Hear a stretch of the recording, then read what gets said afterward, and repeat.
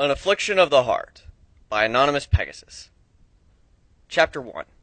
Captive. Blood slowly trickled from the changeling's nose, dribbling onto the ground. Her eyes were ringing, her head was pounding, and her eyes were blue and were foggy and unfocused. She had been close to the epicenter of the love blast, and as such had worn the worst of it. The name she had chosen for herself was Kuno, a word from across the sea, but Kuno was in trouble. She was laying in a field on her side, nose bleeding, ears ringing with a strange, dull cadence, and every single bone hurting. Her eyes hurt, her head hurt, her shoulders hurt, her wings felt mangled, and her energy reserves were dangerously low. She could feel the blood trickling from her nose, and there was a dry trail of it leading from either ear. Her limbs were heavy and unwieldy, and too many parts of her body were damaged for her to change. It was almost impossible for a changeling to transform an injured portion of her body, be it heavy bruising, a broken bone, deep abrasions, or even some kind of rashes. With her battered, beating body, Kuno was certain she wouldn't be able to transform for several days. And there she was, lying in a field in the open. She couldn't even ascertain how long she had been laying there. It was afternoon, from the quality of the sunlight. But which afternoon? How long had she been lying in the grass? She was hungry, in that unique way of the changelings. She needed to feed upon the love of a pony. But how she would manage that now, in her current state, she did not know. Even her hunger was no indication of how much time had passed. A hunger like this she had only known once in her relatively short lifetime, in her time aboard the merchant vessel headed for equestrian shores. There had been no ponies that were in love with her for her to feed upon, and none of them were interested in the advances of Starstreak, the persona that she had taken in for the journey. Hunger had gnawed at her stomach for the entire journey, and when she had reached Equestria, her first act had been to find the nearest hospital and take the place of a terminally ill cancer patient. It was amazing how much love ponies had for the other kind at death's door. With her energy drained from the love blast, she had no way to know if she had laid in the field for a few hours or a few days. Even her wounds weren't healing, and that was a bad sign. A changeling's healing ability was almost directly linked to the amount of love they were receiving. At full strength, a wound that would put a normal pony in the hospital for bed for a month would merely inconvenience a changeling for a day or so. Kuno groaned faintly as she tried to move. Her shoulders ached and her wings burned as she tried to shift them. Vague recollections of tumbling through the air came to her, and the hard impact of the ground rushing up to meet her. Her bones had that strange, newly healed sensation to them, that clean, fresh like mint in one's mouth, except inside her bones. Perhaps that was where most of her energy had gone. A sudden touch at her side made Kuno clench her teeth and try to shift away. It took her so long to be able to even turn her head to see what it was that touched her. The changeling's eyes widened as she caught sight of a royal guard standing beside her, spear held at the ready, its rock-steady tip almost touching her face. She was done. There's nothing she could do. Kuno gave a soft groan, and then just relaxed on her side, half closing her eyes, staring up onto the ground. There was nothing left to do. It was over. The guard stared down at her, blue eyes narrowed and intent on his helmet. The metal armor he wore gleamed in the sunlight, bright and almost blinding in its intensity. Locks of a deep mane, damp with sweat, protruded from under the edge of the guard's helmet, shimmering weakly in the light. Kuno stared up at the guard, her unnamed executioner, and then slowly closed her eyes, ready for the end. Several long moments passed, and then there was a tap at her shoulder, the blunt flat of a spear tapping against her to get her attention. The changeling opened her eyes, blinking slowly up at the guard, not comprehending. His mouth was moving, but he didn't seem to be making any sound. It took Kuno a full 3 seconds to comprehend that she was now deaf. A wary hoof tried to halt the guard's words, and she winced at the effort of moving her aching limb. The guard said something, his expression morphing to one of anger. The blunt bottom of the spear came down on the back of her head, and Kuno saw only darkness. Consciousness returned slowly, and the changeling gave a muted groan, her eyelids fluttering as they sought to open. Now, a large lump on her head hurt in addition to everything else. A brief inspection revealed that she was laying on a cot of some kind, a wooden thing that was flush against the wooden wall, with a sheet and a rough blanket on the cot itself. The floor was bare, dirt, and raked as though recently clean. A bowl of water sat on a nearby shelf, with a cup next to it, and what appeared to be another bowl of some kind of food she didn't recognize.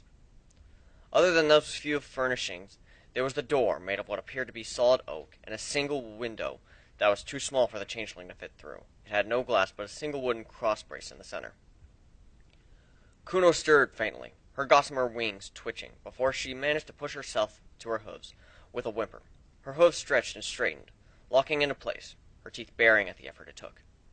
Stiff-legged, the changeling dropped down off the cot, giving a soft groan of pain at the shock of her hooves hitting the ground, before she staggered over to the door, pushing on it appraisingly.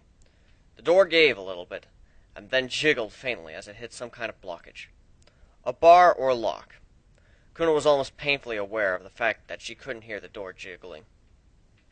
Giving up on the door now, the changeling instead turned her attention to the two bowls.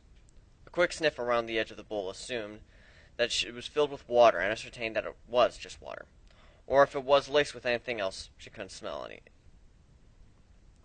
Kuno dipped her muzzle down, then lapped gently at the water, letting it wash over her tongue.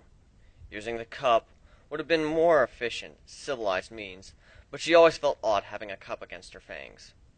Next up was the food, or whatever was in the bowl. It smelled like food. Kuno wrinkled her nose at it, leaning in to snuffle delicately at the brown mush. It had been many weeks since Kuno had eaten actual food. Food to a changeling was like water to a pony. It could sustain them, but was insufficient for much more than that. Giving a long, suffering sigh, Kuno scooped up the bowl close to her chest, wincing at the sensation of her muscles protesting, and brought the bowl up to her lips. She believed this was called a stew. There were pulpy bits of vegetables and fruits in it, and a single celery stick half out of the bowl, with a soggy half bottom limp. Kuno wrinkled her nose again, but lifted the celery stalk to her lips, placing it in her mouth and glumly chewing on it. After the soggy, slimy bottom half of the celery stick was consumed, the rest of the pleasantly crunchy, and it took very little time for her to finish it. Once the celery was gone, she started on the bowl of stew, quickly devouring it with sudden ravenous hunger. Kuno sighed once the stew was gone, placing aside the bowl. She tried to raise her hoofs, but the world tilted crazily around her. The changeling stumbling, then sank to her stomach, her eyes wide. Her muscles were protesting at the movements, but this was something else entirely.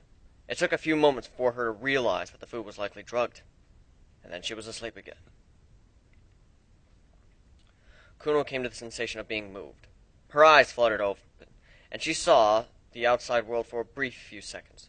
She was lying on what felt like straw in the back of a small cart. Her head was too heavy to lift and look ahead at who was drawing the cart, but from what little she could see, she was being moved from the dirt floor hut. The cart jolted over something, and they entered a doorway. The inside of a building greeted her eyes, dark paneled walls passing by as she was borne on the cart down a long hallway. They turned into a room, and the cart stopped. Kuno felt her hooves on her, and then a powerful pony picked her up and then deposited her, surprisingly gently, on a floor bed. She could just see the hooves of a white pony before she was laid down on the bed. She assumed that it was the guard that had found her in the field, though she couldn't be sure. The drug was still coursing through her system, and she couldn't move. It was a little-known fact that drugs were barely effective on changelings. Their immune systems and unique biology rendered poisons and toxins of all kinds basically useless. Not to say that there was no effect from them. The drug, combined with her already weakened state, was working a rather powerful paralytic, even if she had shaken off the induced unconsciousness. It was a good 15 minutes before Kuno could muster up the energy to move. Rolling over, she found that her new room was much more civilized. There was a basin in the corner with a tap that she assumed had been running water, a wooden shelf with a cup on it, an eye-level window with bars across it, and an even large mirror. The bed was built into the wall itself, as a single wooden construction. There was a thin mattress, a sheet, a blanket, and a pillow atop it. Kuno ignored the window for now. The bars were too small for her to fit through, and instead went over to the mirror. The rather shocking countenance of an injured changeling met her. There were bruises all around her eyes, dried blood at her nose, and under her ears, and she was dirty. She wanted nothing more than to find a stream and bathe in, but it seemed that would be out of the question. The changeling paused, and then looked thoughtful before leaning down to inspect the floor around the mirror. There was dust here, with what seemed to be a hastily swept wood shavings. Frowning, Kuno lifted a hoof. and placed it on the mirror, leaning it to the side to peer at where the hoof and the mirror met. The two images were perfectly flush. Kuno knew that a regular mirror did not work like this. When you place a hoof against a regular mirror, the two images would never touch. This meant that this mirror was a magical mirror. Magical mirrors were employed for very few reasons. They didn't fog when they were exposed to water vapor, and they didn't get dirty or scuffled, and were almost impossible to break, and most importantly, for her current situation, they could be used as a one-way mirror. Kuno scowled at the magic mirror, imagining who could be on the other side of it. Obviously, some pony wanted to be able to watch her without being seen. Sniffing once, the changeling turned to the base, expecting it. It was a sturdy porcelain model, reinforced with metal bolts and fastenings to prevent it from being loosened. A pipe led from the base of it into the wall and possibly somewhere outside. A quick twist of the tap brought a stream of fresh water. Kuno took a few moments to tidy herself up, splashing water over her face to try and wake herself up out of the groggy state the drugs had left her in. The dried blood at the end of her nose and ears took a little bit of scrubbing to clear, and when she was done, she used the case of the pillow to dry off her face and neck. Feeling a bit less like a wild savage creature, Kuno moved back to the mirror and folded the edges of the pillowcase against the top of the mirror, holding it there for a few moments so that the moist edges would stick and hold before releasing it. The pillowcase would remain there for a few minutes until it dried and fell free, and she liked to think that there was a frustrating whoever might be watching. Then the changeling went over to the window, lifting her forehooves up into the sill and peering out. A neat garden met her eyes, with a clearly defined path, paved with rocks, roses, brightly colored flowers, brushes, trees, and even some creepier vines. There was what appeared to be a vegetable patch further out, tomato bushes and strawberries planted in neat rows. Beyond the bounds of the garden was what appeared to be the side of a mountain, forest covered in slope, and Kuno couldn't be sure, but she thought that the house was somewhere near the mountain that held Canterlot, which meant that they weren't in Ponyville, or Canterlot itself. Changeling frowned to herself, thinking back, trying to force her slow mind to comprehend everything. She had seen nothing of any other guards, and as far as she knew, it was just the one that had captured her. Then why wasn't she taken to the outpost in Ponyville, or even directly to Canterlot? The feel of something against her side made Kuno jump, and she yelped in surprise, dancing away, stumbling and then falling to her chest as her balance gave out. She pulled herself onto her hooves again, blinking at the guard. He had entered the room some time while she was staring out the window, and she hadn't been able to hear it. He was in full armor, and holding a spear. In one hoof he held a brown collar, with an unlocked padlock on the front. Kuno stared at the collar. The guard said something, swinging the collar at her. Kuno splayed her ears backwards and lowered her head. She bared her teeth as the collar was slipped over her neck, but made no other complaint. The collar was pressed down over the frill of the back of her head, and then flattened into place. She felt, but didn't hear the padlock clicking closed. A tether was attached to it, leading from the collar to her captors, from right hoof, ensuring that she couldn't fly away to escape. And then she was being tugged forth out of the door. Kuno followed the lead of the tether willingly, but meekly. Whether fate awaited her was unacceptable. The guard led her through what appeared to be a simple home, and to the bathroom. He sat down beside the door on the left side, allowing her to enter the bathroom and take care of her business, while still being able to keep an eye on her. Kuno took the offer willingly, running water to fill the tub with a few inches of cold water, and then dumping herself in, finding a sponge and beginning to scrub rapidly on her form to get it clean. The cool water was refreshing, and it felt good to be clean again. The soap was scented with some kind of strange aroma, and Kuno disdained it, but instead just using the water and a scrubbing motion to get her kitten clean. After 10 or so minutes, she was done, scrabbling out of the tub and finding a clean white towel hanging up. A quick scrub from the towel got her dry, although the towel itself came away slightly brown from the ordeal. Kuno dropped the towel itself on the floor, and then strode out of the bathroom, feeling much more herself. The guard halved her tether with a single sweep of a hoof, holding it firmly so that she couldn't use the slack to move far away, before pointing ahead and saying something. Kuno scowled at him, and then walked in the direction indicated, passing into what appeared to be a lounge room. A large table was set for dinner with 2 settings, one at either end of the table. A bowl of soup sat at both ends, as well as a loaf of bread. Her tether was affixed to a metal loop on one of the supporting posts next to the table, by way of a carabiner, which was then reinforced with a second padlock. The guard moved around to the far end of the table and slipped off his helmet, leaning his spear against the side of the table, carefully out of the changeling's reach, and then he took his place. Kuno looking between the guard and the table, and then assumed that the other place could only be for her, and tentatively pulled herself up onto the chair, looking up at the guard for reassurance. The guard nodded curtly. Kuno reached out and took a loaf of bread, breaking it in half, and digging out some of the soft white loaf in the center, chewing on it thoughtfully. A single push of her hoof rolled it to the other half, and the bread of the guard's side of the table.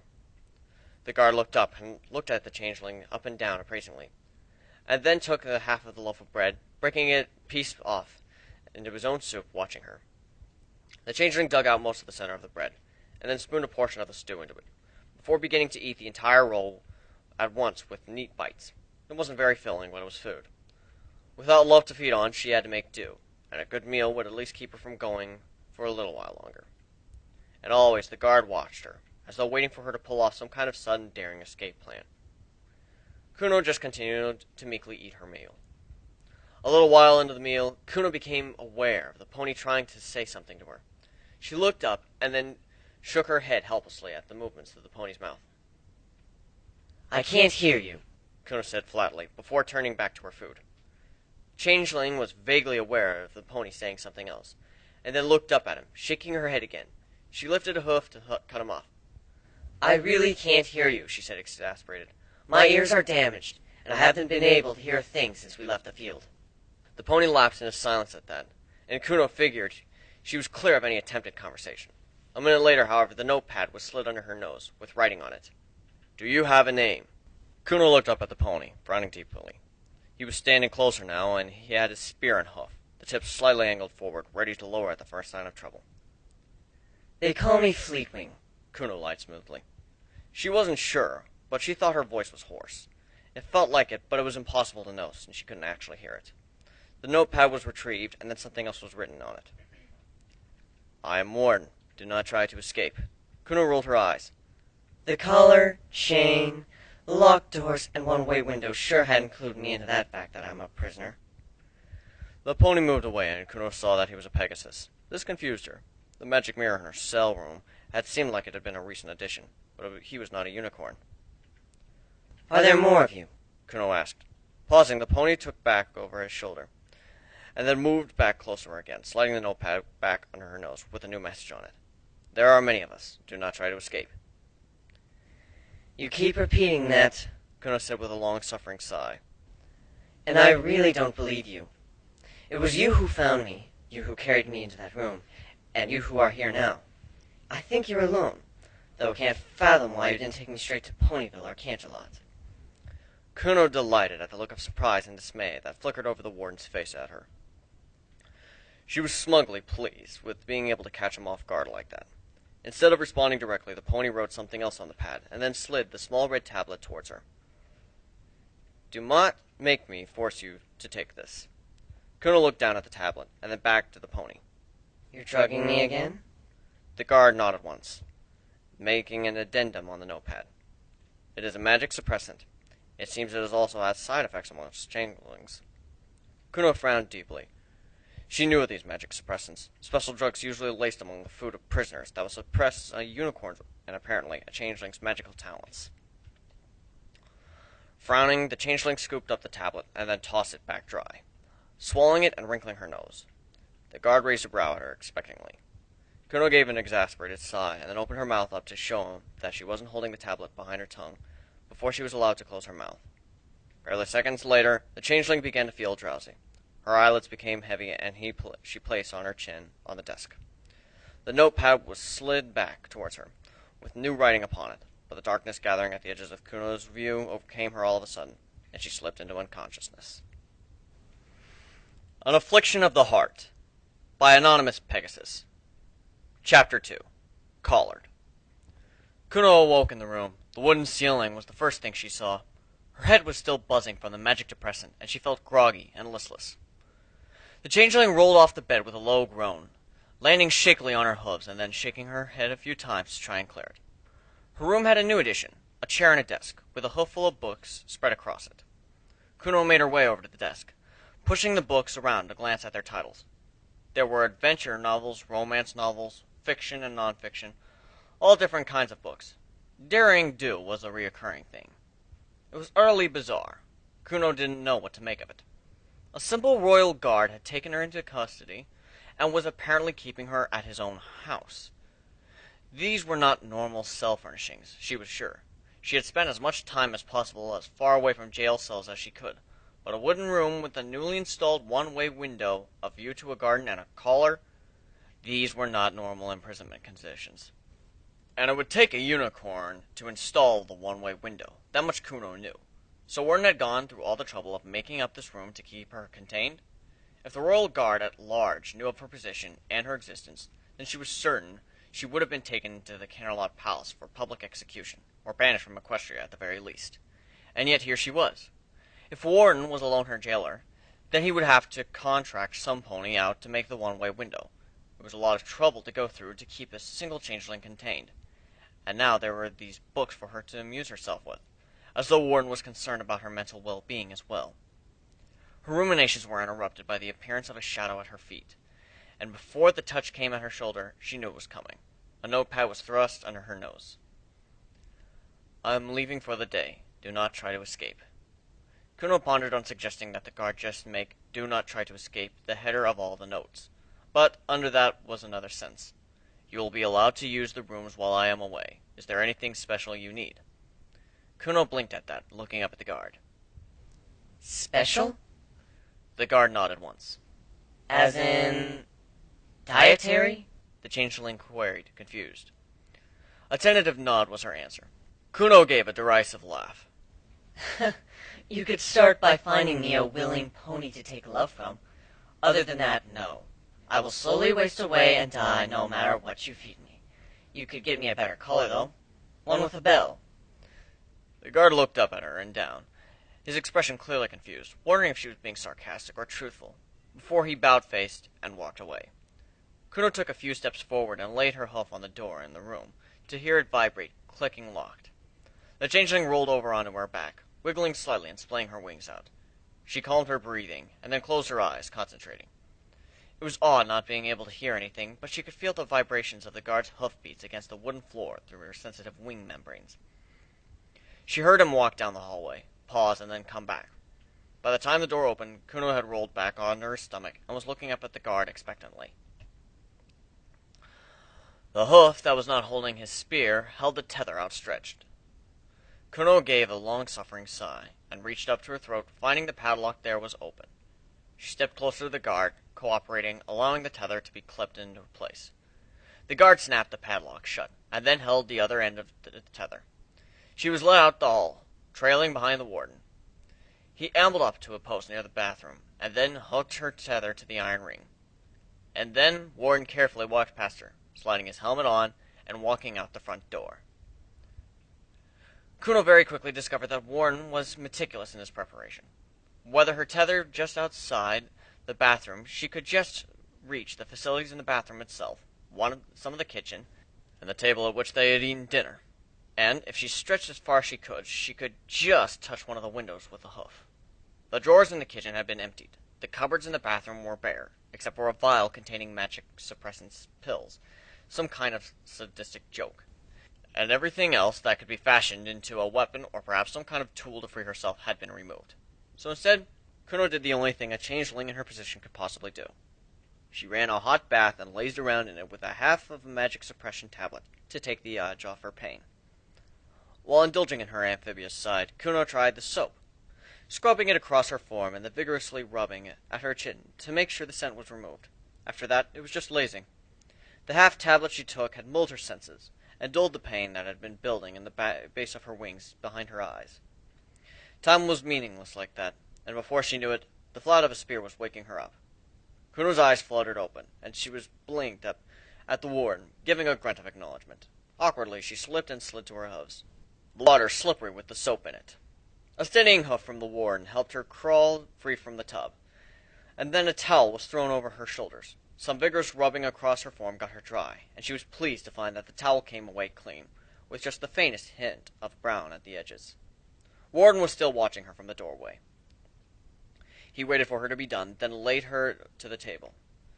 Once more, she was given bread and stew, A rather bland meal. Kuno sat at the side of the table, chewing on her bread and stew glumly. The tether was just far enough away that she had to lift the center of it off the floor, and was putting a constant slight pressure on her collar that was infuriating. Every little sway and jolt of the tether she could feel quite actually as a tug or pull on her collar. Kuno finished her meal first, and then sat there, watching Warden as he finished his own. So, why are you keeping me here? Kuno asked the guard. His ears perked upwards, and he gave her an uncomfortable look before returning to his meal. You know, the silent treatment won't work very well since I can't hear shit anyhow, Kuno stated, chasing a crumb across her plate. Warren looked up at her again, and pursed his lips. He paused his eating, and then pushed away from the table, coming back with the notepad in his hoof again. He scrawled something across it, and then pushed it under her nose. Found you in the field. No, really? Kuno asked in a sarcastically odd tone. The Pegasus frowned, and then wrote something else down. You're a changeling. Your powers of deduction are astounding, Kuno said, with a shake of her head. Couldn't leave you in the field. Well, that was understandable, Kuno admitted, tapping her hoof against her chin, and then waving that same hoof at the house. But then this isn't a jail, not a proper one. You're the only one guarding me, and this, she plucked at her collar, is not splendid prison attire. Why are you keeping me a secret from the rest of the guards? Warden looked dismayed at that, at how easily the changeling could put two and two together. There was a long pause, and he hesitated over each word as he wrote out a short sentence. They'll kill you. Kuno nodded at this. Most likely, yes. Can't let them. Sure you can, Kuno stated with a hoof. It'd be easy, in fact. The thud of the Pegasus' hooves against the table made no sound to Kuno, but she felt the impact in her bones. The Pegasus scowled at her deeply. His eyes narrowed. Are you really that concerned about me? Kuno asked glumly. I'm just a changeling. Surely your conscience could be able to do a single changeling dying. Warren frowned deeply at her, and then shook his head, scrawling a single word across the notepad and tossing it across his shoulder. Can't. Kuno peered at the single word on the paper, frowning to herself. So you're just going to keep me here, forever? You realize that you're killing me as surely as if you would turn me into the other guards? The Pegasus returned to his seat, and began to finish his meal. He gave her a curt nod, looking unhappy. So, let me go! Kuno said. An emphatic shake of the Pegasus' head was her only answer. Kuno growled, pushing the table with her hooves, and turning her head back, effectively ending her conversation. There were several long minutes before she felt a tap on her shoulder, and she turned towards him, narrowing her eyes. Murderer. The Pegasus pursed his lips, and shook the end of the tether in her face, motioning towards the room. Kuno sighed, then dropped down off the chair, stalking into her room and splaying herself out on the bed, huffing and closing her eyes. There was a tugging at her collar, and it was removed completely. Something thudded down the bed beside her, and then she felt the concussion of the door as the room closing. After a few moments, Kuno opened her eyes to find a new collar sitting on her bed. A cute red collar, with a bell on it. The changeling sighed faintly, scooping out the collar closer to herself and batting at the bell in a depressed way. She couldn't hear it jingling. It took her only a few moments to get the collar on, to fasten it into place. There was no padlock on it, but she guessed that Warren could add one the next time that she was taken out of the room.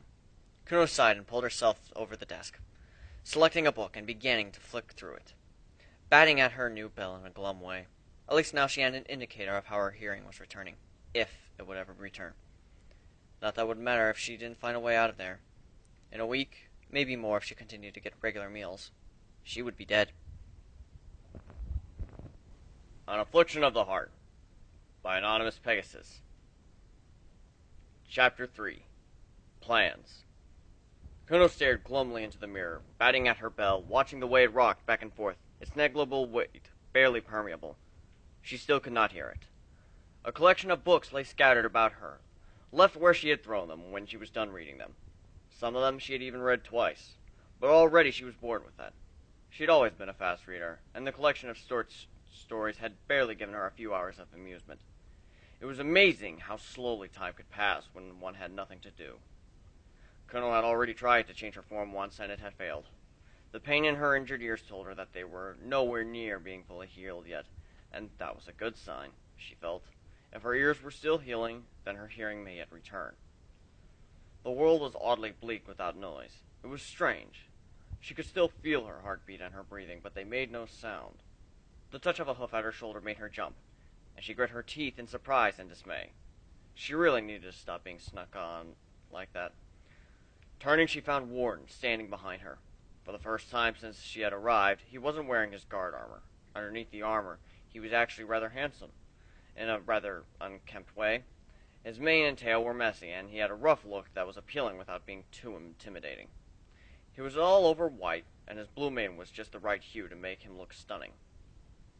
Kuno noticed very quickly that his cutie mark was a trestle with vines growing over it. Not the cutie mark one would expect from a royal guard. The changeling's mind began to work, pondering on this new piece of information. Why would a royal guard have a cutie mark pertaining to gardening of all things? Slowly the pieces clicked together in Kuno's mind. Warren's unwillingness to harm her, or to see her harmed through his own actions, not a trait that the royal guard was exactly famous for. His garden, neat, tended, and perfect, his stew apparently home-cooked, the fact that he lived at the base of the mountains and not in the barracks, then all the pieces neatly fit into Kuno's mind. Warden was part of the reserve guard. The reserve guard was a contingent of the royal guard militia. Normal ponies trained in the arts of war to be called to services in times of emergency and martial law. Having changelings running free in the populace definitely counted as an emergency. So, Warden was part of the reserve guard and had been called to duty. But the Pegasus lacked the conviction to follow through with his orders, resulting in Kuno's current predicament. He couldn't let her roam free, but if he gave her to the royal guards, she would be executed. Kuno was barely aware of what Warden's saying something to her, and she snapped back to reality with a blink. A piece of paper was thrust in front of her nose. Dinner time. Making sure that Warden could see, she nodded and then offered him her throat. Without a pause, the Pegasus clipped her tether onto the collar and then locked it in place. A tug at the collar urged her to follow him, and she fell in behind the Pegasus, ears splayed back, and frown on her muzzle. She didn't much like being led around like a mule or some kind of pack animal. It was demeaning. In the back of her mind, Kuno pondered her next move. Warden wasn't a true royal guard. He was a weekend warrior, a part-time badass. Therefore, he would be much more prone to mistakes, even though he hadn't made any glaring mistakes at her captivity so far. Once more, Kuno's tether was clipped to the iron ring and then locked into place by a second padlock. Examining the tether itself, she found that it was tightly wound nylon and would take hours of work to fray rope like that, not to mention a sharp surface. The smell of food broke her train of thought, and the changeling turned towards the table, her stomach rumbling. A half a load of bread and a bowl of stew was placed in front of her, and she fell into it with a ravenous hunger. Hot mouthfuls of bread and stew filled Kuno's mouth and belly, but it didn't even sate her appetite. It was like drinking a cup of water while hunger gnawed at your stomach. It was something, but it made the hunger hurt. Are you okay? Kuno barely registered the words on the notepad in front of her face. She groggily shook her head to try and clear off the sudden gray fog.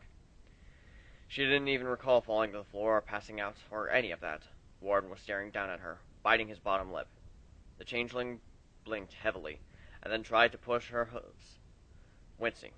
Her body was refusing to listen to her, and she had barely the strength to rise.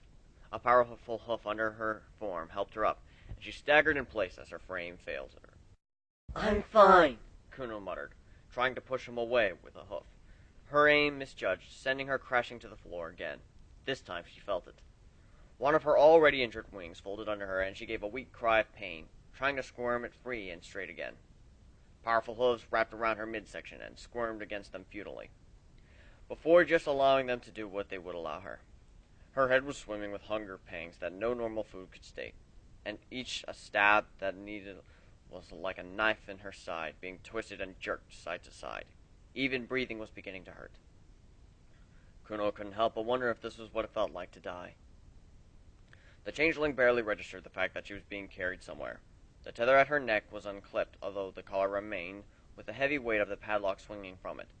She was carried into a room she didn't recognize, and yet then set down on a soft, warm bed with felt covers. Feebly shifting, Kuno tried to lift her head, only to have a hoof press her firmly back down. The hoof touched at her neck and on her hooves, as though searching for a pulse. Base of the ears, Kuno said thickly, automatically. Already a hazy grayness was seeping into her vision. A hoof moved to the base of her ears, where the chitin was soft and flexible, allowing her heartbeat to be permeable. I'm fine, Kuno murmured, trying to push herself to her hooves weakly. She would not allow for this pony to see her weak. She was strong, and if she was going to die of hunger, she was going to do it in a dignified fashion. But somewhere in the back of her mind, Kuno knew that this was only the start. The hunger would get worse from here on out. She had at least a week of agony left to live. You are not fine, A gruff voice said, as though from a great distance. The hoof held her down all the more firmly, paced over her shoulder so she couldn't move. The jingle of the bell, the muffled sounds of the chitin fur against her and felt bedspread, sounds flooded into the changeling's mind. She could hear again. Everything was muted, as though there was a pane of thick glass between her and the noises, but she could hear. Kuno relaxed, then, going limp and just laying there, splayed out on her side, wings in disarray as the Pegasus checked over her. Goddess, why'd you have to show up in that bloody field? The Pegasus growled, pulling back to stare at her, lips pursed and eyes narrowed. Kuno didn't look at Warden, didn't give him any indication that she heard his words. Instead, she focused on the rest of the room, peering at her surroundings without appearing to do so. It was a clean room, neat and tidy, with a few furnishings here and there. There was a bookcase on the wall, a cupboard with an old spring-wound alarm clock, a potted flower plant of the yellow variety, and a single photograph framed in silver. It showed a younger Warden and a yellow earth pony female. The two of them were smiling and looked happy. Warren caught her looking and snapped the photo face down with a scowl, growling at the base of his throat. Just stay here, The pony said, waving his front of his hoof there to get her attention. When Kuno looked up at him, he mouthed the words, "Stay here," and pantomimed her remaining in place. Despite the gnawing pain in her stomach, Kuno had to resist the urge to giggle. The Pegasus moved back to the kitchen, leaving her alone. The muffled sounds of him moving were barely audible to her hearing ears, but she knew she didn't have long. Casting her gaze around and racking her mind for what to do, Kuno decided to use her dwindling strength to push herself up to her hoofs. A quick step and a short hop allowed her to grip the dresser and pull it down with all her weight. The cupboard landed across her back as she fell under it, and she cried out in pain, whimpering, trying to get to crawl free. The alarm clock hit the floor and shattered loudly, sending cogs and springs scattering all over the place. The pot-like plant likewise shattered, showering the floor with clods of dirt and broken pottery. One of the drawers half open and an assortment of seeds and packets spilled out, adding to the mess. Several long, long moments later, the cupboard was hefted off her, and powerful hooves once more lifted her from the floor. I'm fine, Kuno protested weakly, struggling and pushing as the Pegasus' chest feebly as best as she could. Once again, the changeling was deposited on the ground, and Warden scowled at her. Warden left again, and Kuno didn't move this time. By the time he came back from the kitchen with a fresh bowl of stew, trying his best to spoon-feed her, Kuno had already hidden the spring she had purloined. She held it tightly at the base of her wing, where the weight of her wing itself would keep it lodged in place, safe and sound until she needed it. An Affliction of the Heart, by Anonymous Pegasus. Chapter 4. Fruition. Kuno stared at the dark walls of her room. Warden had brought her back into the room an hour previously, from what she had assumed could only be his bedroom. Kuno had feigned sleep, while delighting in the sensation of her strength slowly returning. The gnawing in her stomach had receded, and was lingering on the knife's edge of pain and agony. It hurt to move, but she was healing, and she was getting stronger. It would appear that the Pegasus was far more fond of his captive than he let on. Kuno had been staring on the wall opposite of his magic mirror for the better part of an hour, because she was listening with every fiber of her being for the sounds of Warden moving about the house. She had been certain she felt the vibrations of him heading to his bedroom to sleep for the night, but she had to be absolutely certain he wasn't watching in the magic mirror before she made her move. When she was certain that Warden was in his bedroom, Kuno quietly rolled over her hooves and slipped off the bed. With her wings free up, she twisted her hoof to rest underneath her wings, and then stretched the limb out so that the spring fell from underneath onto her hoof. The changeling wrinkled her nose at the sensation of the spiral shape that had been etched in the membrane there. Her wings were far less fragile than they appeared, although malleable in the center. The outer edges were hard enough that some changelings had been known to whittle the forward edges into blades. With the spring in hand, Kuno began the delicate process of unwinding it. There was a surprising amount of steel in that short coil, and Kuno was glad. She would need all she could get. After she had the spring unwound, she straightened out the lengths as best she could, and then began to neatly fold it. She wiggled the pieces in place, carefully over and over again, until the wire itself gave into the constant deforming and snapped in half. 3 times she did this, separating the wire into 4 distinct segments. The changeling then began to shape the wire, folding each piece in half, then twisting it tightly, using teeth, hoof, and even part of the sink to get the spirals nice and neat. Once she had the 4 pieces in the right shape, she pursed them carefully, selecting 2 that were the best for what she wanted. The 2 pieces that she selected, now rigged and straight, were tucked carefully back under her wing for safekeeping, and the other 2 pieces were stashed under the mattress in case she was found out. One of them to find, one for me to keep, Kuno whispered to herself, half because of the smug exposition, and half because she just wanted to hear her own voice. With her tools in place, the changeling dropped herself back down on the bed, and then began to fiddle with the lock that was still weighing heavily on the collar around her neck.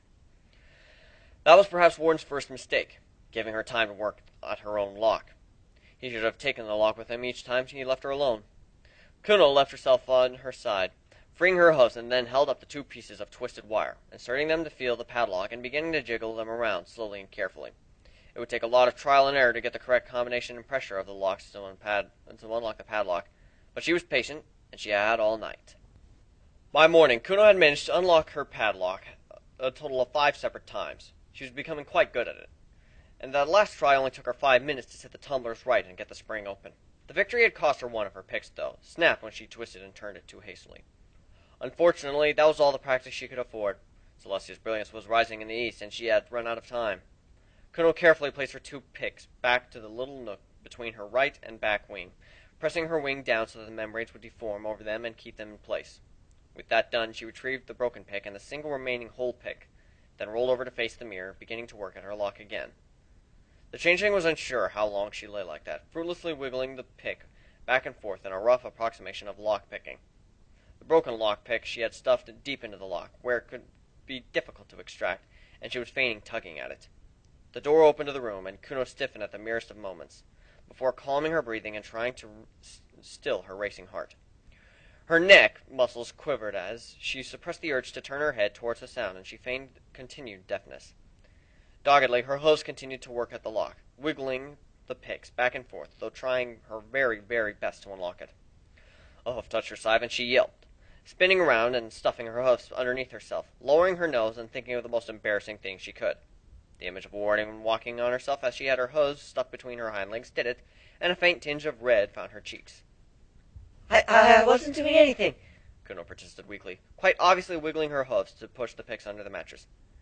This thing is heavy. Warden scowled at her, his eyes narrowing, raising a hoof to point accusingly at the broken pick stuffed in the padlock. Kuno affected the skulkiest tone she could muster. I never was any good at picking locks. Warden snorted once, holding out his hoof wordlessly. Sighing, Kuno made a great show slowly, angrily pulling out the inferior lock and the broken one to place in Warden's hoof, shooting him dirty looks the entire way. Once that was done, she turned back on him, huffing.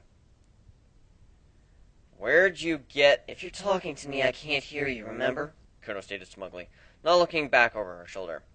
There was a growl of anger from behind her, and Kuno suppressed a giggle as Warden stomped off. The door slammed, clicked, and then locked. It was a full minute before the Pegasus returned, shoving the door open and marching over to her, holding up a notepad. Kuno merely turned her head away from it. I'm not reading that. A push at her shoulder made her turn and glower at him. The notepad was pushed almost up against her nose, long enough for her to read, "Where did you get them?" The notepad was drawn back, and Warren arched an eyebrow at her, crossing his hooves angrily. Kuno snorted once, turning her head. It was several long moments before she spoke, and haughtily as she could. Remember the lock? You think I knocked it over on accident? Warren's eyes narrowed at that, and he looked at the changeling up and down suspiciously. Yeah, you took the damn picks off me, okay? You win! I'll just die. Here, and you won't have to worry about your moral compass and conscience. Kuno spat, playing to the Pegasus' demonstrated emotions. Ears splaying backwards, Warren withdrew a moment, and then his gaze softened. He stayed and then trailed off, sighing. remembering that she couldn't hear him. His voice was small as he continued. I didn't want for this to happen, but I just can't let you ruin other ponies' lives. Kuno had to strain to hear it, and she gave no outward indication that she had heard him. And you're deaf as a bloody mule, Warren growled, tossing the notepad against the wall in a flurry of annoyance. Jeez. Kuno didn't even move or give any indication that she noted this as the Pegasus stormed out, slamming the door behind him. After a minute, she made a show of looking around and acting surprised as she found that he was no longer there. It wasn't until a little bit later in the day that Warren came out again, tether and hoof, the other making a motion for her to give him the collar. Kuno gave a long-suffering sigh and slid it over him, offering him her throat. Warren clipped the tether to her collar and then tugged firmly, forcing her to follow him. He led her to the kitchen table, clipping the other end of the tether with an iron ring. Once again, a half loaf of bread and a bowl of stew were placed in front of her. Kuno looked down at the food and then up again at the Pegasus. The food didn't look that appetizing to her anymore. She was feeding on Warren's faint affection for her, and that was far more filling than the stew and bread, but she had to keep up the facade. Snorting once to herself, Kuno began to slowly, laboriously eat her meal, taking longer and longer with each bite, feigning weakness.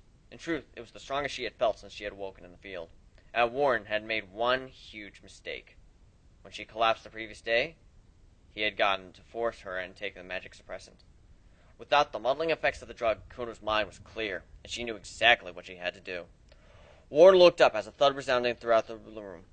Kuno had hit the floor. Immediately, the Pegasus was moving around the table to check on her again, face twisted with worry. The moment his hooves touched her, Kuno sprang into action. A quick twist of her hooves and a turn of her body, and she had wrapped the rope around the Warden's neck. Swiftly, Kuno rolled, dragging the rope with her, pulling the Pegasus over her form and onto his back, with her rolling atop him. His head hit the floor hard, dazing him, and blinked unseeingly at the ceiling for several seconds. Kuno took the opportunity to cross the rope over his throat and hold it there. Squeezing and tightening, Warren realized his peril too late, scrabbing at her frantically with her forehoofs. Kuno merely tied her face away from the failing limbs until the Pegasus went limp. The changeling stared down at him, holding the rope. All she had to do was keep squeezing, holding the blood from reaching him. He would die in seconds. Or she could even twist and yank the rope and kill him. But something stopped her. Gently, Kuno released the rope, letting it relax. She checked the Pegasus's pulse, made sure he was breathing, and then set out about to freeing himself. In 7 minutes, Kuno was free, unlocking her collar and then staring down at the form of the unconscious Pegasus with a sly grin. Warren returned to consciousness slowly. His head was throbbing. His wings were uncomfortable. He tried to move them, only to find that they were bound. He struggled slightly, eyes flickering open, and blinked rapidly, shaking his head. His entire body was bound in rope, and his neck jingled faintly. A red collar with a bell was affixed to his neck. The rope tether was attached to it and padlocked in place. Kuno gently pushed at the Warden's head with her hoof, to get his attention. You bitch! The Pegasus spat up at her. Language, Kuno chided, bopping him on the nose with a hoof, and idly taking a bite of the loaf bread she held in her free hoof. Sorry about the rope, by the way, but you're a big strapping stallion. Wouldn't want you breaking free now, would we? You can hear me, Warden stated loudly, glowering up at her. How astute, Kuno said with a wry grin. Any other revelations you'd like to share? I'm going to kill you, Warren growled, his tone menacing. Now, hun, if you were going to do that, you had ample opportunity. Let's just skip the foreplay and get right down to the matter of heart. I'm a changeling, you're a pony, you're supposed to want to kill me, but you really didn't want to. In fact, because of your affection for me, I can hear again. The changeling took a step closer to the Pegasus, and then placed a hoof to his chest, peering down at him intently. And that intrigues me. So while I have a captive audience, I intend to state my curiosity. Go to hell! Warren retorted, struggling against his bonds again. Kuno sighed once again, shaking her hoof. This really will go easier if you cooperate. You spared me, and if you tell me what I want to know, I might even spare you. Go to hell! Warren bit off, trying to his best to punch at her with his chest. Oh, come now, this is going to get tiresome very quickly. Kuno tilted her head down to the pony, and then pursed her lips. I didn't want to do this, but you leave me little choice. Kuno aimed her horn at the Pegasus, and let the magic flow out, a green beam of light hitting him square between the eyes. He convulsed, crying out once, and then went still and quiet. The changeling peered at the Pegasus, grinning and leaning closer. trailing a hoof along his cheek. His eyes were green and vacant under her spell, and even though she felt her energy reserves teetering on painfully empty again, Kuno smiled. Let's see what makes you tick, she whispered. An Affliction of the Heart, by Anonymous Pegasus. Chapter 5. Empathy. Kuno peered into Warden's eyes, waving a hoof in front of his face. His pupils didn't even shrink as the shadow of her hoof passed over them. He was completely under her control. Now, Warden, tell me, why did you lock me up in this cell? Kuno leaned forward with a grin, batting at the bell and the collar around his neck. I needed to keep you contained, keep you from hurting any pony, Warden replied automatically, emotionlessly. And why didn't you just kill me? Kuno queried, raising a brow. The Pegasus paused, then, as though thinking, I tried. When you were unconscious for the first time, I just couldn't. I am not strong enough. Physically or mentally? Kuno asked, rather urgently, checking herself over for any stab wounds she might have missed. Mentally, Warden responded quietly. I couldn't do it. And you couldn't give me over to the guard because I would be executed, yes? Correct. Kuno hummed thoughtfully, rubbing a hoof against her chin.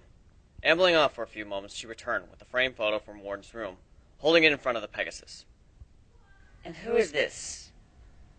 That was Swarm, Warden said unhelpfully. And who was she? Kuno reiterated. She was Swarm. Swarm was a pony. Warden stared straight ahead, his eyes vacant. Kuno growled softly in the back of her throat. Warden was fighting her magic, and she didn't have the strength to redo a spell of that magnitude. Stop resisting. The changeling pushed a hoof against the guard, annoyed. Who was Swarm? What did she do? Why was she important to you? Swarm was a beekeeper. She made special honey sculptures. She was my wife. Warden shook his head, struggling slightly against the bonds. Relax, Warden. You're safe. You're among friends. Kuno soothed, gently touching her horn to his forehead again, allowing another trickle of her magic to muddle against his mind. The Pegasus ceased his struggles, staring blankly ahead again. Kuno shook her head, blinking several times to get rid of the fog graying her mind. You keep referring to her in the past tense. Did she leave you? Kuno queried, staring into his eyes. Warden shook his head slowly. She died. Why did she die? Because I was weak. Because I failed her. Warden spoke, matter-of-factly blunt. Explain it to me. Kuno trailed a hoof soothingly through the Pegasus' mane again, humming reassuringly to keep him in a cooperative frame of mind. She was sick. Cancer. She needed me to get her medicine. I failed her, and she died. Kuno gave a low growl, pushing at the Pegasus. Elaborate, or I'm going to zap you again. Warren shook his head, blinking once and struggling faintly. Swarm was always there for me, since we were foals. My parents raised me in Canterlot, and she was one of the cool foals. She was one of their cliques. I was orchestrized because I was a Pegasus and I wasn't good at anything. She was always nice to me, treated me like any other pony. The others treated me a lot worse, picked on me. I was the only Pegasus in class. Even after we grew up, we went our separate ways. She was the only one from school who stayed in contact with me. I joined the guard, and she perfected her honey sculptures. But she knew I wasn't meant for the guard. She introduced me to growing plants, helped me get my cutie mark. She made all the moves, asked me on a date, told me what to do to make her happy, and she was the one that proposed. We were married for barely a year when she got sick. We lived so far out of town that she refused to see the doctor. Wasn't comfortable with them. I eventually forced her to see the doctor, and she was diagnosed with lung cancer. There was medicine that could be made, that could help her, but the grove where it was kept had been taken over by a pair of nesting manticore. They were violently territorial and protective of their young, and the herbs were needed often enough for a detachment of royal guards to kill the manticores. Swarm was getting sicker and sicker. I went after the herbs, but I was weak. It took me 2 days to muster up the courage to enter the grove, and even then, I narrowly escaped with my life. I guess I was lucky because by the time I got back to the hospital, Swarm was already dead. I'd failed her, and she died. Kuno splayed her ears back as she listened to the Pegasus story, frowning deeply. Elaborate enough for you? The Pegasus spat, glowering up at her. Kuno blinked once, realizing that her spell had failed. Just like I failed to keep you contained, I should have just turned you over to the guard and let you be executed. You're just lucky that you met with the weakest royal guard ever. Warden growled, turning away from her, and then shook his head to try and clear it of the residual magic. The changeling frowned at that, shaking her head, and then pulling the Pegasus around to face her again, a hoof resting on his cheek, stopping him from turning away. Empathy and sympathy are not traits to be ashamed of. And yet you, who have neither, trumped me with ease, Warren spat, gritting his teeth and pushing her hoof forcefully away so he could turn his head away from her. Just get it over with. There's a lot about changelings that you do not know, Kuno murmured, ears splaying back. I know enough, the Pegasus stated. You steal love, you harm ponies. You didn't deserve my sympathy, and you're going to prove it when you kill me. You are surprisingly uncaring of your own demise, Kuno pointed out, to change the subject. What do I have to live for? Warren growled, turning back to face her again, his eyes narrowing. Everything in my life was given to me by Swarm, ever since I was in school. And she's gone now because I failed. I just grow my garden and do drills with reserve guards to pay my bills. I have no life. And the one thing I try to do, the one stupid fantasy I had of fixing you, or making you civilized, or whatever the hell I was thinking, failed utterly too. So if you're not going to kill me, just leave! Kuno's ears pinned back at the Pegasus' tirade, as she shrunk slightly, frowning. You wanted to civilize me. I wanted to prove that just because you were born a monster doesn't mean you have to stay one. That, and I'm too weak to let you die at my hooves, even indirectly. Warren snorted once, turning his head away from her again, his expression contemptuous. But I'm not a monster. Kuno protested quietly. I'm just a changeling. A monster, Warren spat in response, growling and gritting his teeth. You steal love. Can't you just earn it? Earn it? Kuno asked with an incredulous laugh. Even the Royal Guard's weakest member thinks we're a race of monsters who are born evil. Warren growled at that, refusing to respond. And even when you couldn't bring yourself to kill me, you still imprisoned me and sentenced me to a slow death. Kuno stated with a contemptuous snort. You are the monster. What even happened to that, huh? Warren asked, turning back to face her, struggling against his bonds. What happened to you dying? I guess you like me more than you're letting on, Kuno responded challengingly. I've always been bloody terrible at character judgments, Warren accused with a snarl. So this is what we've degraded to, huh? Kuno asked, snorting once. Exchanging barbed retorts? I thought you were going to kill me, Warren snarled, wiggling and squirming furiously to try and break free. I never intended to kill you. Well, maybe I entertained the idea of while I was strangling you. An intrusive thought, the changeling said dismissively. Warren snorted once, braying his anger. Then leave! No, Kuno stated, shaking her head slowly. I've already decided what I'm going to do. The Pegasus stared up at her contemptuously, his eyes narrowing. Kuno reached down, moving a hoof towards his throat. Warren turned his head, gritting his teeth and tensing his form. The collar jingled as Kuno removed it, unlocking the padlock at the front and then undoing the collar itself, tugging it free and dropping it to the side. The ropes then basically fell free from the Pegasus' form.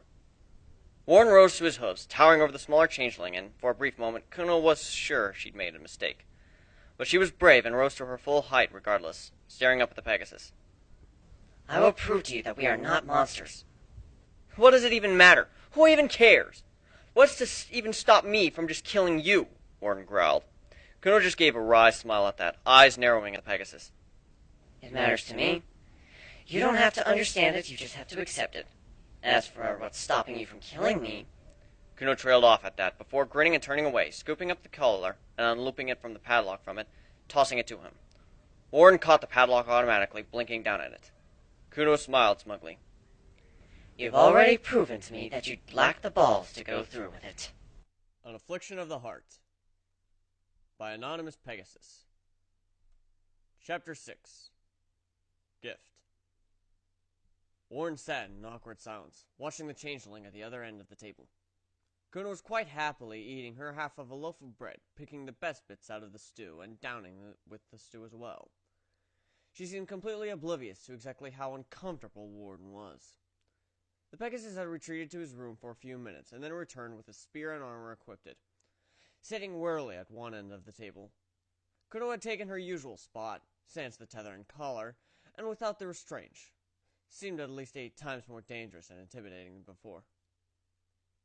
So, aren't you going to ask me stuff? Kuno asked, raising an eyebrow at the Pegasus with a sly grin. Warren tightened his grip on the spear, even though he knew deep down that if he came to actually using it, he wouldn't be able to. Why would I do that? Well, I know your history now, but you know nothing of mine. We were apparently going to try and make me a goody two-shoes, so let's forget for a moment that I need to feed on love. We'll just skim over the impossibility of you finding a way to provide free love, and we'll move into you turning me nice. Obviously, the starting point would be to get groundworks for my personality, yes? Kuno tilted her head slightly to the side, chewing another piece of bread. Warren frowned at that, glowering at her from under his helmet. I guess? Well, Kuno asked, brows raising. don't be shy now. How many ponies have you killed? Warren asked bluntly, pursing his lips. Kuno giggled softly at that. Right to the hard questions, huh? Yeah, like you were gonna answer anyway, Warren said dismissively, snorting and turning his head. 3. Kuno stated dismissively. Warren made a soft choking sound. What, too many? Kuno asked casually, an ear perking at the Pegasus. You've killed ponies, Warren said weakly. Yep, 3 of them. Kuno reiterated. And? You asked the question? Who were they? Warren whispered weakly. Well, the first one was an accident. Definitely my fault, though. I was trying to get into a hospital to imitate a cancer patient and garner a little extra love back in my homeland. But while I was masquerading as a nurse, I was required to treat a patient, and I prescribed diazepam for a weak heart disorder. Apparently that's not much of a good mix. The pony died. Number 2 was also an accident. I'd knocked out a dominatrix pony so I could take her place and leech love from one of her suitors, as it were. When the pony dropped the ball, I didn't know that this was the sign for me to release him from his asphyxiation restraints. By the time that I realized his pleas for me to stop were, well, genuine and not his submissive rape fantasy, he went unconscious. I tried to revive him, but he never started breathing again. Warren stared at the changeling, mouth open, shocked and dismayed. What? Kuno said defensively, her ears playing back. I tried to revive him. And the third? Warren murmured, half afraid of the answer. Kuno's gaze hardened. A high-class unicorn I came into contact with. It was a month before I figured out he was a major player in the slavery ring. His cronies would go around to different orphanages, adopt the children, and sell them off for literally anything. Warren stared at her aghast. Right here in Equestria? Kuno shook her head. Nope, back home, across the ocean. I was forced to leave the country because the unicorn's cronies figured out I was a changeling. I suppose I was found, covered in blood, in my true form, with a salad fork shoved through his eye socket. But I digress. The Pegasus could only continue to stare, speechless. After several long moments, Warren found his voice again. What did you kill him for? Kuno gave a giggle at that, shaking her head. I killed him because he was an absolute lousy lay. Warren could only continue to stare. Really? No. Kuno shook her head with a snicker before sombering. I killed him because he was trafficking orphan foals to some really, really horrible ponies. But... Warren frowned deeply. But what? You think it's impossible for me to feel empathy for ponies? Kuno accused, frowning in response. Warren shook his head. Just... You make yourself out to be heartless. Then you go and kill some pony because he was trafficking young ponies. No, I didn't make myself out to be heartless, Kuno stated, pointing at the Pegasus with a piece of bread. You just assume that I'm heartless. You threatened to kill me casually. That is heartless, Warren responded with a huff. The easiest way to garner information in an interrogation is to either cause grievous bodily harm and threaten more, or make future of the interrogation subject questionable. If you know you're going to die anyway, then why bother telling me? Whereas if you know that I won't kill you, the knowledge will fortify you. Kuno explained calmly, matter-of-factly. I really have nothing to say to that, Warren responded with a slow shake of his head, eyes wide. Torture 101? Kuno said with a cheery smile.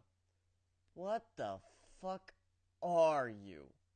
Warren asked after a moment, his tone exasperated. I'm a changeling, Kuno replied, puffing out her chest with a grin. Isn't it awesome? Kuno sat outside for the first time in days, basking in the sunlight and just enjoying the fresh air. The sun was setting in the west, slowly dipping below the horizon. Warren was in the garden, where he had been since before Kuno had come outside. His spear was on the ground beside him, just out of reach, but close enough for him to grab it, should the changeling suddenly launch herself at him. The changeling's happy reverie was mildly disturbed by the night constant ache in her wings. She still hadn't finished healing yet, and even though Warren's affection for her was helping in some small way, it would be days before she felt 100%. Idly, Kuno watched the Pegasus working. He was using his hooves to arrange and delicately place creeping vines in place, so that they grew evenly up over a trestle. He had non-edible vines, tomato vines, pumpkins, melons, any kind of vine Kuno could think of, and some she didn't even recognize. He even used his wings to help arrange them, allowing him to work at an astounding pace. Why don't you eat any of the stuff you grow? Kuno queried, curious. None of it's ripe yet, Warren pointed out with a slight frown.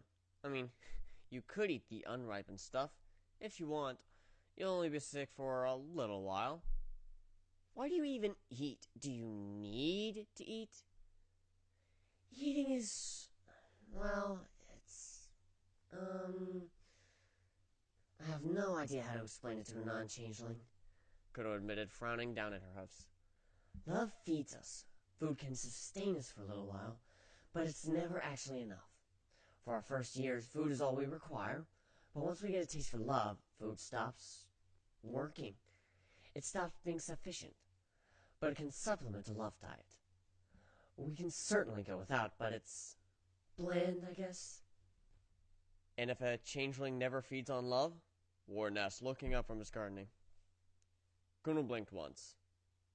Impossible. They'd have to have no contact with any pony ever, nor their parents, other changelings. Would a changeling taking love from another changeling be like cannibalism? The Pegasus asked curiously. Well, not really. It's an equal exchange, though. Give another changeling a week of love, and lose a week of love in response. But that's non-consequential. So, loving rape? Kuno suggested with a giggle. Loving rape, Warren repeated blankly, before slowly shaking his head. Changelings are weird. Ponies are weird, Kuno retorted, snorting once. If it wasn't for the fact that I need you ponies to survive, I'd have gone and moved off to a nice quiet mountain somewhere already. What's it like? Warren asked suddenly, looking up at her again. Feeding on love. What's it feel like? Kuno pondered on that, shrugging and scraping one of her large front teeth over the chitin of her front hoof to try and remove a scuff mark. It's hard to explain. Sort of warm and fuzzy, kind of tingly. Feels a little bit like a liquid, and a little bit like a gas. Sort of like that condensation on the side of a pot when you're boiling water in it. It just sort of coalesces inside you and then spreads across your insides like a warm pool of molten, well, warmth. That sounds explicit, Warren stated with a slow shake of his head. Oh, grow up! Kuno snapped, picking up a stick and tossing it at him. Warren gave an amused snort, grinning at the changeling, and then seemed to catch himself, pausing and blinking, sombering. His ears lowered, and he turned back to his gardening with renewed vigor, biting his bottom lip and looking disgruntled. Was it something I said? Kuno asked, unperturbed. It's nothing, Warren responded flatly, digging vigorously with a spade that made a new hole for a vine to be planted in. Kuno giggled softly at that, shaking her head. Surprised that I made you smile, huh? Warren paused in his digging, going quiet. It was several moments before he nodded jerkily and then went back to digging. Kuno hummed happily to herself as she scrubbed her chin with a sponge, getting it nice and shiny and liquid black. "What's it feel like?" Warren asked from the door, staring at her. "Your scales, or hide, or whatever that is." My carpus? Kuno asked, peering up at him, a trail of bubbles stuck on her chin. It's made of chitin, like a bug's, but it's softer and more malleable. Feels kind of like linoleum. You know, before it's pressed to the ground and stepped on all over forever. "Linoleum," Warren repeated blankly. "Odd." You didn't get a feel when you were carrying me back and forth? Kuno asked, raising a brow slowly. "I tried my very hardest not to touch you," Warren admitted, looking away. A soft hum left the changeling. Out of respect or disgust? "I guess a bit of both," Warren replied with brutal honesty. Kuno nodded reasonably. Understandable, I guess. Come here, feel for yourself. The changeling extended a hoof towards the Pegasus. Warren blinked once, his ears pinning back. He shifted his weight awkwardly from hoof to hoof before his curiosity got the better of him. He took a step closer to her and then tentatively lifted a hoof towards her own. I don't bite. Kuno chided, shaking her head. I mean, unless you're into that, then I can make an exception. The Pegasus jerked his hoof back, glancing at the very toothy smile Kuno was giving him. With a soft shudder of indecision, he quickly reached forward and touched her hoof, poking it once and then withdrawing. Oh, I should have told you that you'll get infected now. All changelings have little hooked barbs on their chin that carries all sorts of nasty things. Kuno said matter-of-factly. Warren blinked, his eyes widening as he began to scrub his hoof vigorously against the wall. Kuno dissolved into giggles, falling back into the tub with a splash. The Pegasus realized that she had been messing with him, and ceased rubbing his hoof, shaking his head and glowering at her. Why did you throw this out? Kuno asked, her tone annoyed and confused. A slight jingle heralded her approach, and Warren looked up from his bed and the half-dismantled alarm clock that Kuno had smashed. Kuno was holding the collar and bell in an outstretched hoof, scowling. "I didn't think you'd appreciate having it lying around," Warren admitted, his ears lowering. Don't just throw it out. Kuno scolded, waving the collar at him for emphasis. It's mine. Warren blinked once, and then shook his head. "Fine, I won't throw it out. What are you, a compulsive hoarder?" Kuno frowned, holding the collar at her chest, shaking her head. No, it's just... I have my reasons. The Pegasus raised an eyebrow at the changeling again, seeming to pick up on the fact that it was a point upon which she was uncomfortable. "And those reasons are?" he pressed. Kuno huffed once, looking down at her hooves and frowning deeply. It's just the first... Well, it's the first thing anyone ever got me.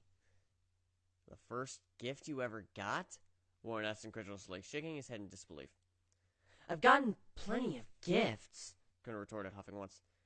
just none of them that were for me. For Kuno. They were always for the ponies I was impersonating. "That is really sad," Warren admitted, frowning deeply before shaking his head. "I'd hug you, but I'm afraid you'd eat my tongue or something while I was doing it." Eyeball. Kuno corrected with a bright smile. Much tastier. "Well, that's an image that won't stay with me forever," Warren stated, turning back to the destroyed alarm clock and trying to fix it again.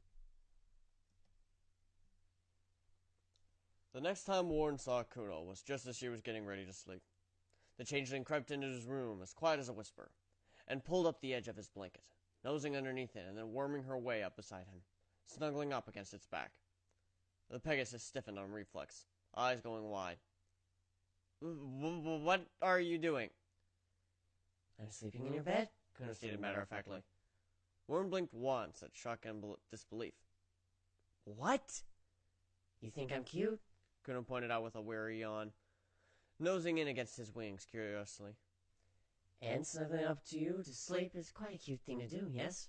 It reinforces your affection for me. I get more love from you, and you get a cute changeling snuggling up to your back. Every pony wins, yes? Warden pursed his lips, but didn't offer any argument, his form still stiff. Relax, you stubborn mule, or I'll give you a wing massage with my freaky, hole-filled hoofs. Kuno threatened, nipping at the leading edge of one of his wings. Warren stiffened further at the nip before he was forced himself to relax. It was a long time after Kuno had drifted off to sleep that the Pegasus found unconsciousness as well. An Affliction of the Heart by Anonymous Pegasus. Chapter 7. Friends. Your wings are soft.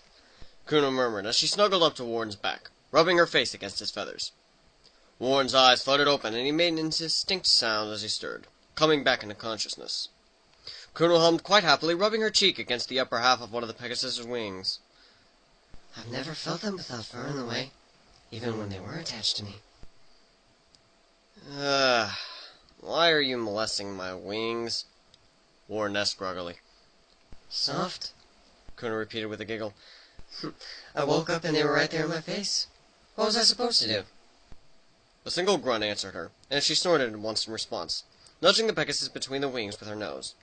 Not a morning pony? Warren shifted slightly, then rubbed a hoof against his face slowly. I love mornings, the Pegasus mumbled. I just wish they'd arrive later in my day. Oh wow, last time I heard that I laughed so hard I fell off my cigarette. Kuno said with a slow shake of her head. It's morning, Warren protested, rolling over to face her. His nose bumped against her own, and he flushed slightly, drawing back to hoof's length, blinking at her. Go back to sleep.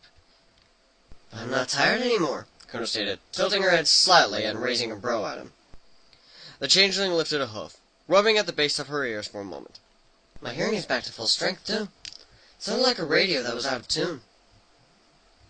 How old are you? Warren asked suddenly. You're not, 1,000 years old, are you? 1,000 years is so overused. Luna banished for 1,000 years, Crystal Empire gone for 1,000 years, Discord and Stone for 1,000 years. Why are you ponies so obsessed with arbitrary numbers? Kuno accused, pushing a hoof against his chest. It's just a ballpark number, Warren protested, huffing. Well, no, I'm not 1,000 years old. I'm about 20, if I remember correctly. Haven't exactly had my birthday written down on the calendar. Come to think of it, I don't even remember when my birthday is. Kuno said with a faint, thoughtful hum, rubbing at her chin with a hoof. You've never had a birthday party? Warren asked with a single blink. Kuno snorted once.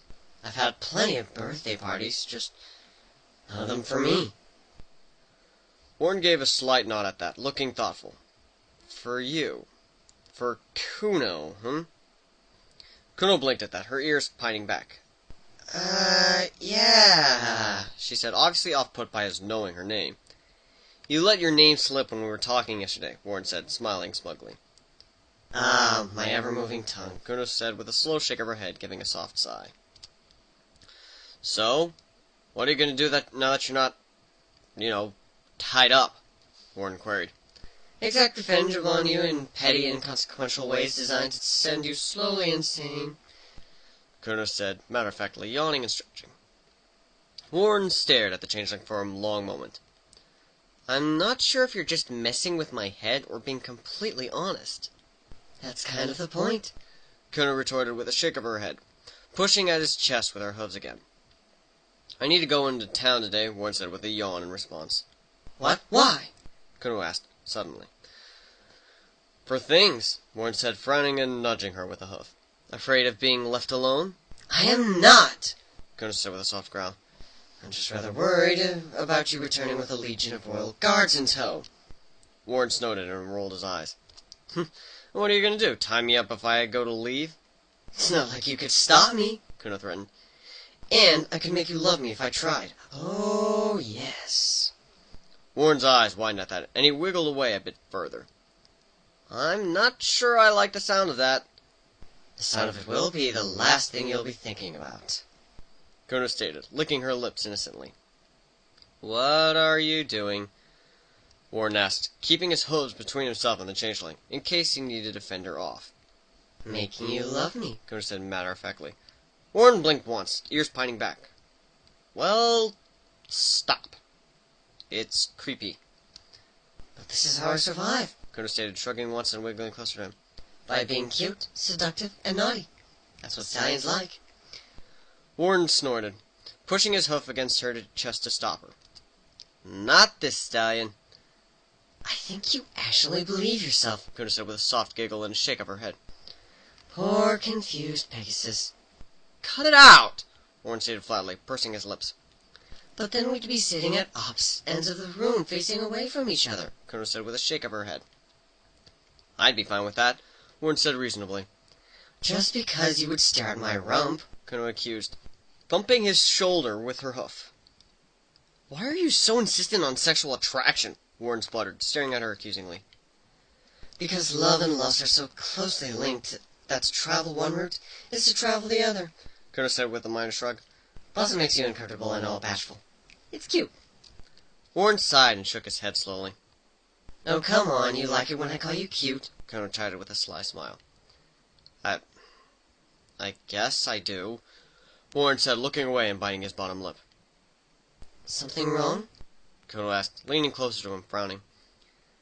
I just... Warren trailed off, frowning deeply. It's just so easy to... I don't know, talk to you. It's not awkward or anything. Kuno opened her mouth to say something, but he placed a hoof over her mouth, shushing her. I mean, when you're not deliberately making me uncomfortable, it's not uncomfortable. And that bothers me. You're a changeling. It shouldn't be this easy to be around you. Kuno pushed his hoof away and then scoffed. So you're bothered that I'm easy to be around, huh? Yes! Warren stated, glowering at her. It was several long moments before Kuno realized what was going on. You think I've put you under a spell, Kuno murmured quietly. The thought had crossed my mind, Warren stated flatly. Kuno looked away, frowning deeply. I don't have you under any spell. And how am I supposed to know that? Warren asked, staring at her challengingly. You are a changeling. The fact that you can even suspect that you're under spell is proof that you're not under one. Kuno pointed out, with a slow shake of her head. You just can't fathom that something as disgusting as a changeling could be easy to get along with. Kuno interrupted, snorting and rolling herself off the bed, turning her back on him. Warren frowned at that, ears pining back. That's not what I was going to say. It's what you were thinking. Kuno snarled, stamping a hoof at the ground angrily. Do you have any idea what it's like to constantly be some pony else? 1 week I'm a Pegasus, the next week I'm a unicorn, the next week a griffin. I go from being a nurse to a carpenter to a baker. Sometimes I don't even stay female. Some days I can even forget who I really am. I get lost in all these masquerades, and the one pony I ever meet who's ever seen me for who I really am is disgusted that I can even be talked to on a normal basis like I'm some kind of a monster. Warren looked away, fidgeting with the blanket. You are a monster. Kuno growled and ground her hoof into the floor, scarring the wood. Not helping. The bed creaked as Warren shifted on it, and then there was a touch at her shoulder. Don't you dare fucking touch me! Kuno screeched, moving as to turn and whack him across the face with her hoof. Warren caught her in a hug, pulling her against his chest tightly and turning his head onto the side, squinting his eyes shut and wincing. Please don't bite me. Kuno growled deep into her chest, pushing at his chest with her hooves and hoof. What in the name of hell are you doing? I'm hugging you, Warren explained, squeezing her, still with his head stretched out to avoid any kind of retaliation. You sounded like you needed a hug. Hugging is for friends, Kuno stated, her tone sullen and skulky. That is correct, Warren said with a gentle nod, slowly relaxing as no blows or bites were forthcoming. You're not my friend, Kuno growled, trying to squirm free. I don't have any friends. I can be your friend, if you let me. Warren soothed, tentatively lifting a hoof to begin stroking reassuringly down the changeling's back. Kuno growled fiercely, gripping around his middle with her hooves and pushing her face into his shoulder. But if my friends annoy me, I eat their hearts. I guess we could be acquaintances, Warren stammered, giving a little bit of a squeak as she squeezed him tighter. Too late, bucko. You already offered. I accept. Kuno snorted, pushing her face into his shoulder and scowling. Warren allowed the changeling to squeeze him, before peeking down at her curiously, asking nervously, are you crying? I am not! Kuno snarled, thumping his back with a hoof, but not lifting her head. Now, shut up or I'm gonna bite you. The Pegasus went quiet then, nodding once and just resting his chin on the back of the changeling's head, letting her hug him. An Affliction of the Heart by Anonymous Pegasus. Chapter 8. Secrets. Kuno sighed happily and stretched out in the warm water of the tub, enjoying the ways the bubbles tickled against her chitin as they popped. Even as a fully grown adult, serious, capable of murder changeling, she still loved her bubble baths with a childish intensity. I'm going into town now, Warren said as he walked past the bathroom door. The Pegasus did a double take, leaning back around the doorway to peer in at the changeling. Kuno looked up at him, a smattering of bubbles across her face and chin. She had a full beard and mane, comprised entirely of bubbles, looking like an old pony gone gray. What? Kuno asked with a single blink. Nothing, Warren said, turning away and then continuing towards the front door, adjusting the strap off his carry bag. Kuno hummed to herself as she rubbed her chin with a sponge. She'd always enjoyed baths of any kind, and especially loved showers. There was something therapeutic about getting her chitin nice and clean, not to mention that it wasn't exactly often that she got to bathe in her natural form. Her lazing, however, was interrupted by a curt knock at the door. Kuno stiffened, her eyes widening. Her first thought was to answer the door, and then she remembered that she was in full changeling form, and that Warden lived alone. It couldn't be Warden at the door, as he had left only recently, and he certainly wouldn't knock on the door before entering his own house. Frowning deeply, Kuno carefully slipped out of the tub, dripping all over the bathroom floor, and then in the hallway as well. The knocking at the door came again. She morphed the end of her hooves as she walked, to something resembling paws, allowing her to pad down the hallway soundlessly. Once in Warren's room, she quietly closed the door behind herself, and then eyed his walk-in cupboard. The front door exploded inwards, banging against the wall as a shower of wood splinters scattered into the hallway from the ruined latching mechanism. The three ponies, dressed in leather armor and carrying short, wicked-looking daggers in their hooves, walked calmly through the ruined front door. Spread out! Check the cupboards! He's likely not to keep it all in a visible place, The Pegasus, who appeared to be the leader, said. The two burly earth ponies behind him nodded, and then began to search the rooms, beginning with the bathroom and the lounge room. Oi, boss! What if there's somebody home? One of the earth ponies called. Ain't no one here. We knocked on the door. No answer, The Pegasus said with a flippant shrug, heading for the kitchen and beginning to open cupboards. He didn't bother closing them. A ransacking. Eventually, all that was left was Warren's room. The door was opened, and the three ponies stepped inside. While one of the earth ponies pushed Warren's mattress off the bed, checking underneath it, the other stepped over to the walk-in wardrobe, throwing the doors open. Kuno Warren leapt out of the cupboard, brandishing his spear in a wide arc and crying out, "What are you doing in my home?" Kuno hefted the spear as expertly as she could, trying not to look as though she was new to it. In truth, she had taken lessons and was quite proficient at it, and in hoof-to-hoof combat, but she didn't want to go taking on three armed opponents by herself. Warren's form was larger than her own, and her wings were heavy and felt awkward. It had been a while since Kuno had taken the form of a Pegasus. The Pegasus laughed faintly, looking Kuno up and down. She had Warden's form, his armor, and his spear, and he wasn't even bothered. if it isn't our favorite failure of a guard. Where's the produce, Warden? You give it up without a fight? We might not even put you in the hospital, The Pegasus said, his tone silky. I'd much prefer it if you just left, Kuno said, her mind working furiously. Product? They wanted Warden's plants? Where is it, Warden? The Pegasus asked flatly, while the two earth ponies stepped up on either side of him, drawing their daggers. Kuno took a step back, holding her spear out in front of her carefully, keeping the tip between her and the ponies. It's in the spare room, behind the mirror. The Pegasus nodded and then jerked his head towards the door. One of the earth ponies nodded and then slipped out. There was several long, uncomfortable moments spent in a silent glaring before the pony came back. Boss, not quite sure how to get past it. Smash it, the Pegasus ordered calmly. Tried that, it's solid, the pony said curtly. The boss Pegasus growled and then turned on his hooves. You come with me, he said commandingly, motioning towards the transformed changeling. Kuno warily followed after him, keeping the spear between herself and the other three. Open the mirror, the Pegasus said curtly, standing on the doorway of the room. The two earth ponies had moved in to stand beside the mirror, waiting for them. Kuno looked between them all, and then shook her head. Actually, she never finished her sentence. With a quick twist of her body, she brought the end of the spear down on the back of the Pegasus' head, sending him crashing to the floor, stunned.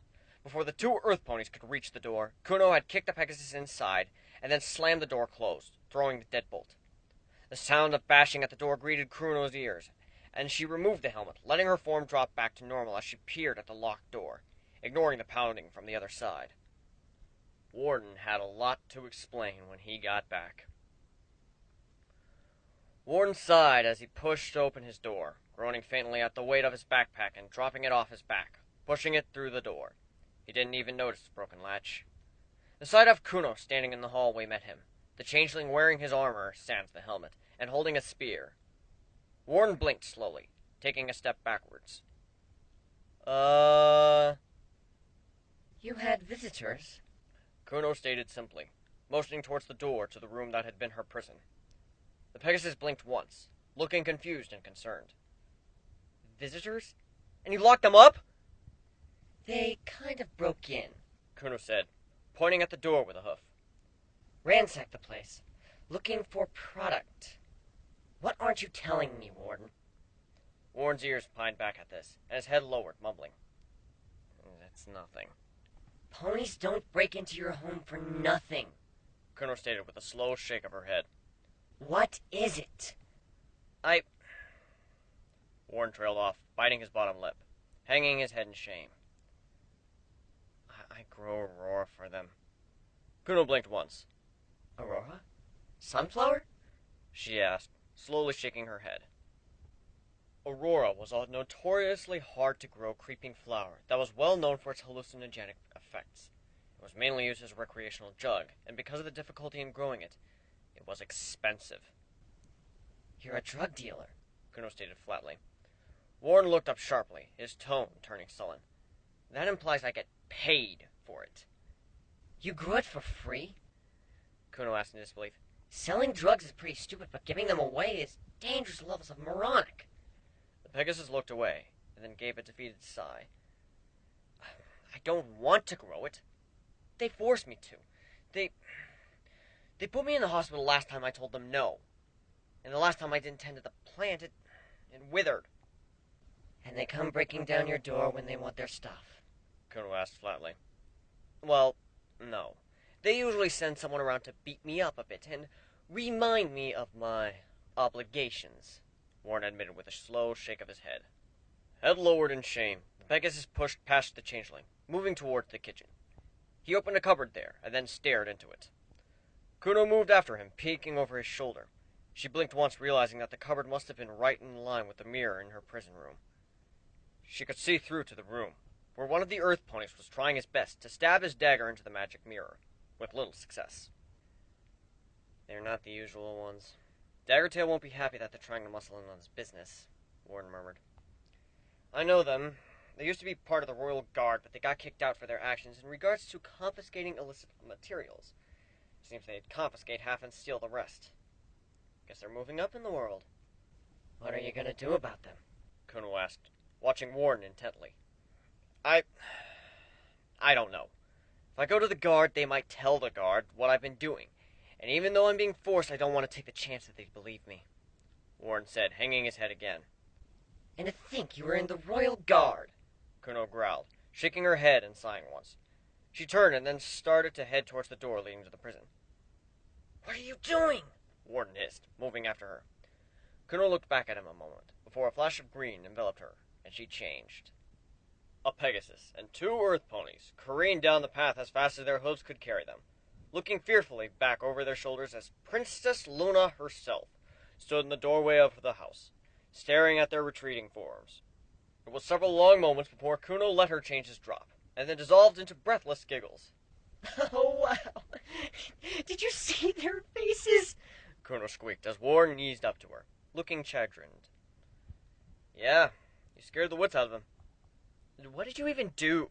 Warren queried, looking down at her. Kuno grinned up at him goofily. I told them that I had spent 1,000 years on the moon, pondering exactly what I would do to a scum drug dealer if I ever got my hooves on them. Well, thanks, Warren said uncomfortably. Do you want lunch? Kuno snorted, turning to face him, and then narrowing her eyes, sombering. We still have to talk about this whole Aurora business. Warren splayed his ears back. They'll hurt me if I stop. Oh, grow a backbone, Colt! You're a royal guard, for crying out loud! Kuno said, exasperated. Turn them into the guard! You can even do it anonymously! They have friends in the Royal Guard. They've got contacts everywhere. It's easier to just do what they say. Then I don't get hurt, Warren said, uncautiously rubbing a hoof against his right shoulder and shuddering. What did they do to you? Kuno asked, softening. Warren hung his head, sighing helplessly. They injected me with a toxin. It's from the yellow-banded cobra in the Everfree, or at least that's what they told me. It took a while for the pain to start. They tied me down and let me struggle. Waited until I was begging them to stop, and then gave me the antidote.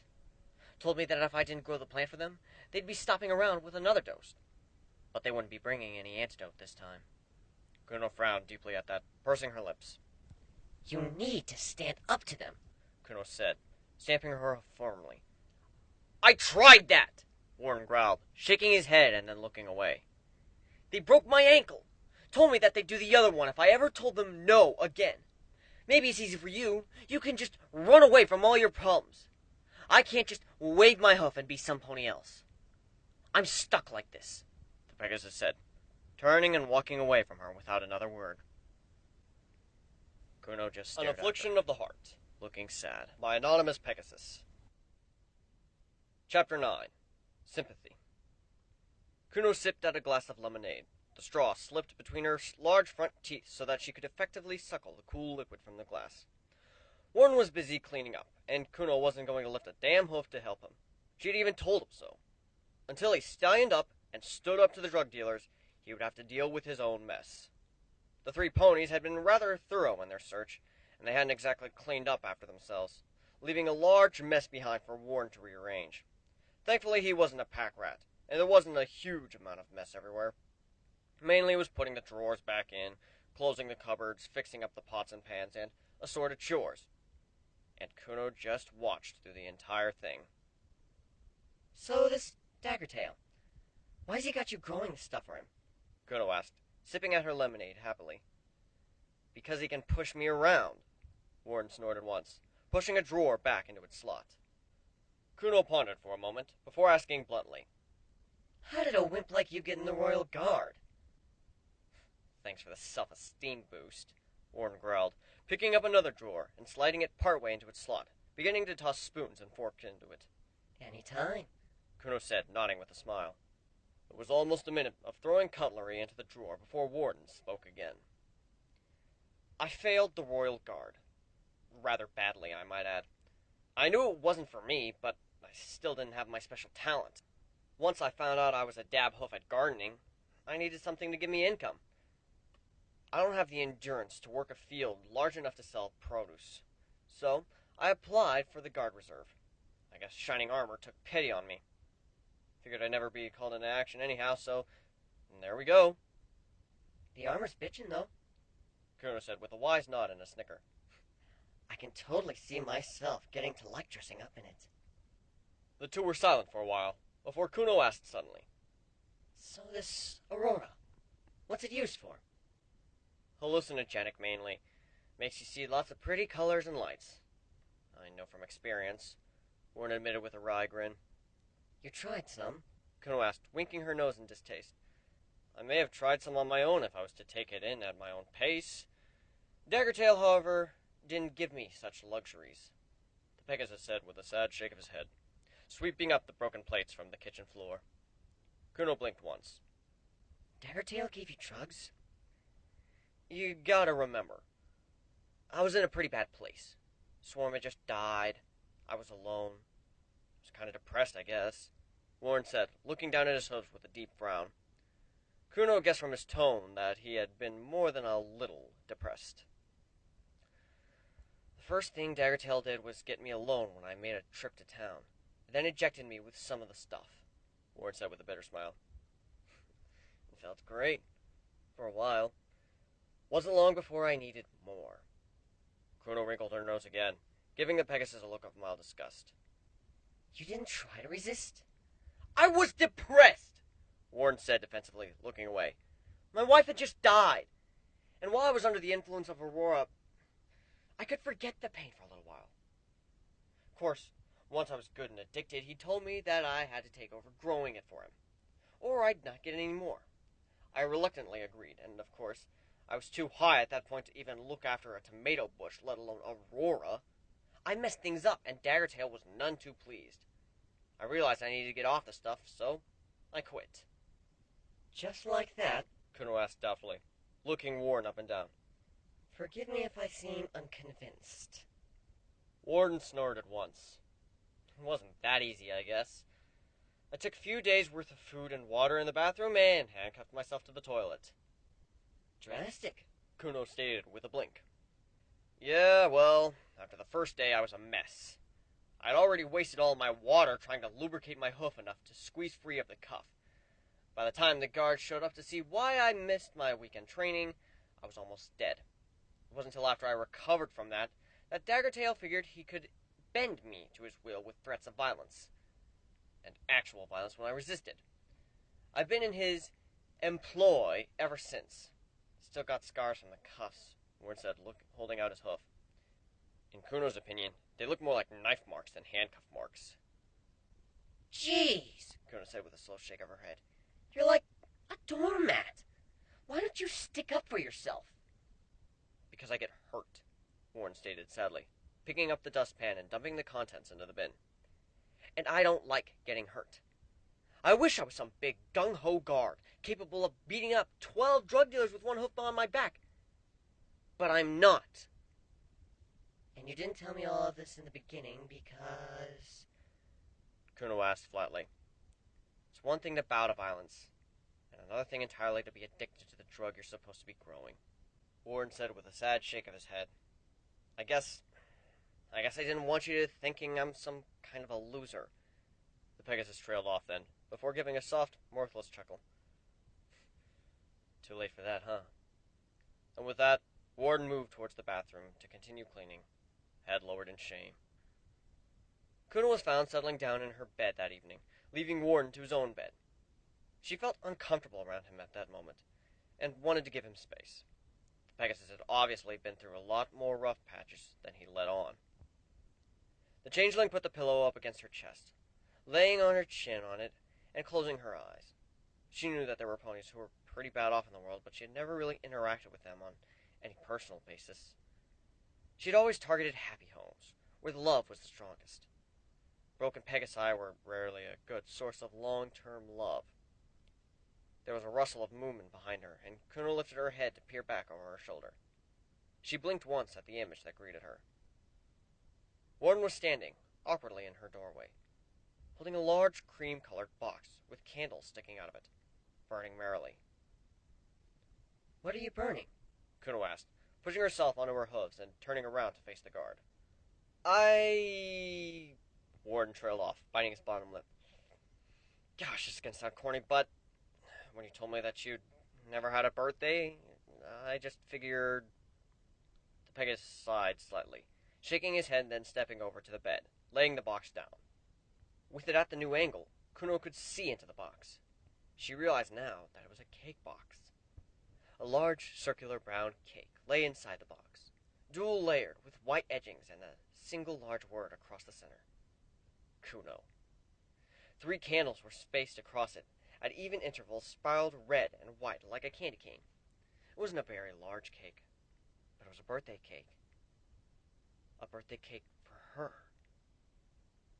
Happy birthday, Kuno, Warren said quietly. I didn't know what flavor you like. The top is chocolate and the bottom is banana nutmeg. I can go back tomorrow and get it changed if you want one better. No! Kuno squeaked, finding her voice. Staring down at the cake, the burning candles reflected twice in her wide, surprised eyes. It's perfect! A sigh of relief left the guard. Well, make a wish and blow out the candles. Kuno blinked once and then began to almost panic. But I don't know what to wish for. Wish for world peace, Warren suggested with a wry smile. It's just a formality. The changeling stared down at the cake, then leaned in with a shaky inhale. It was her very first birthday wish for her. Kuno gave Warden a long stare, made her wish, and then blew out the candles, plunging the room into darkness. Happy birthday to you. Happy birthday to you. Warren started singing Happy Birthday to her, and Kuno was glad for the sudden darkness brought about by the extinguished candles. She was quite certain she had lost her composure, and there was an odd tightness in her throat, making it hard to swallow. Warren finished singing Happy Birthday to her. He really was a terrible singer, and then offered her a bread knife to cut the cake with. Kuno turned back to the cake, and began to cut herself with a laser-precise eighth of a cake, lifting it with a trembling hoof to her mouth. The first bite was heaven. The cake itself was moist, perfectly baked. The banana and chocolate didn't mix well, and the icing was too sweet, but it was her birthday cake. Blinking once, Kuno looked up, not even realizing that Warren had left the room. But he had returned, tentatively holding out a box for her. The changeling blinked several times to get her eyes to cooperate in the darkness. Once her eyes adjusted to the dark, she saw the box for what it was. A present. A real birthday present. It was flat and wide, square-shaped, with a large red bow around the middle of it. A tag hung from the side, which she assumed also had her name on it. Kuno's voice was hiding somewhere in the pit of her stomach, and it took 2 tries to force it up past the lump in her throat. You did all this for me? Warren gave a curt nod. Everyone deserves a birthday. Even changelings. Reaching out with shaking hooves, Kuno took the box, laying it down on the bed and then carefully unwrapping it. Right before she opened the box, Warren spoke up. I wasn't sure what to get you. I hope it isn't demeaning or anything. Please don't hurt me if it's insulting. Carefully, Kuno pushed up the top flat of the box, revealing the collar resting underneath it. With a crinkle of soft wrapping paper, she removed the collar, holding it up in the moonlight. It was a bright, vibrant red collar, with gold stitching around the edges, and her name, her entire name, stitched out across the back of it. It's perfect, Kuno muttered, not trusting herself to speak any louder without her voice cracking. I couldn't find a bell in town, but Kuno had already unclasped the collar and was sliding it around her neck with shaking hooves, turning to face away from the Pegasus, so he could do it up. A quick tug and press, and the collar was secured in place. Thank you, Warden, Kuno said, her voice cracking as she tried her best to swallow the lump in her throat. I really mean it. It was nothing, Warren said with a shrug, turning to leave.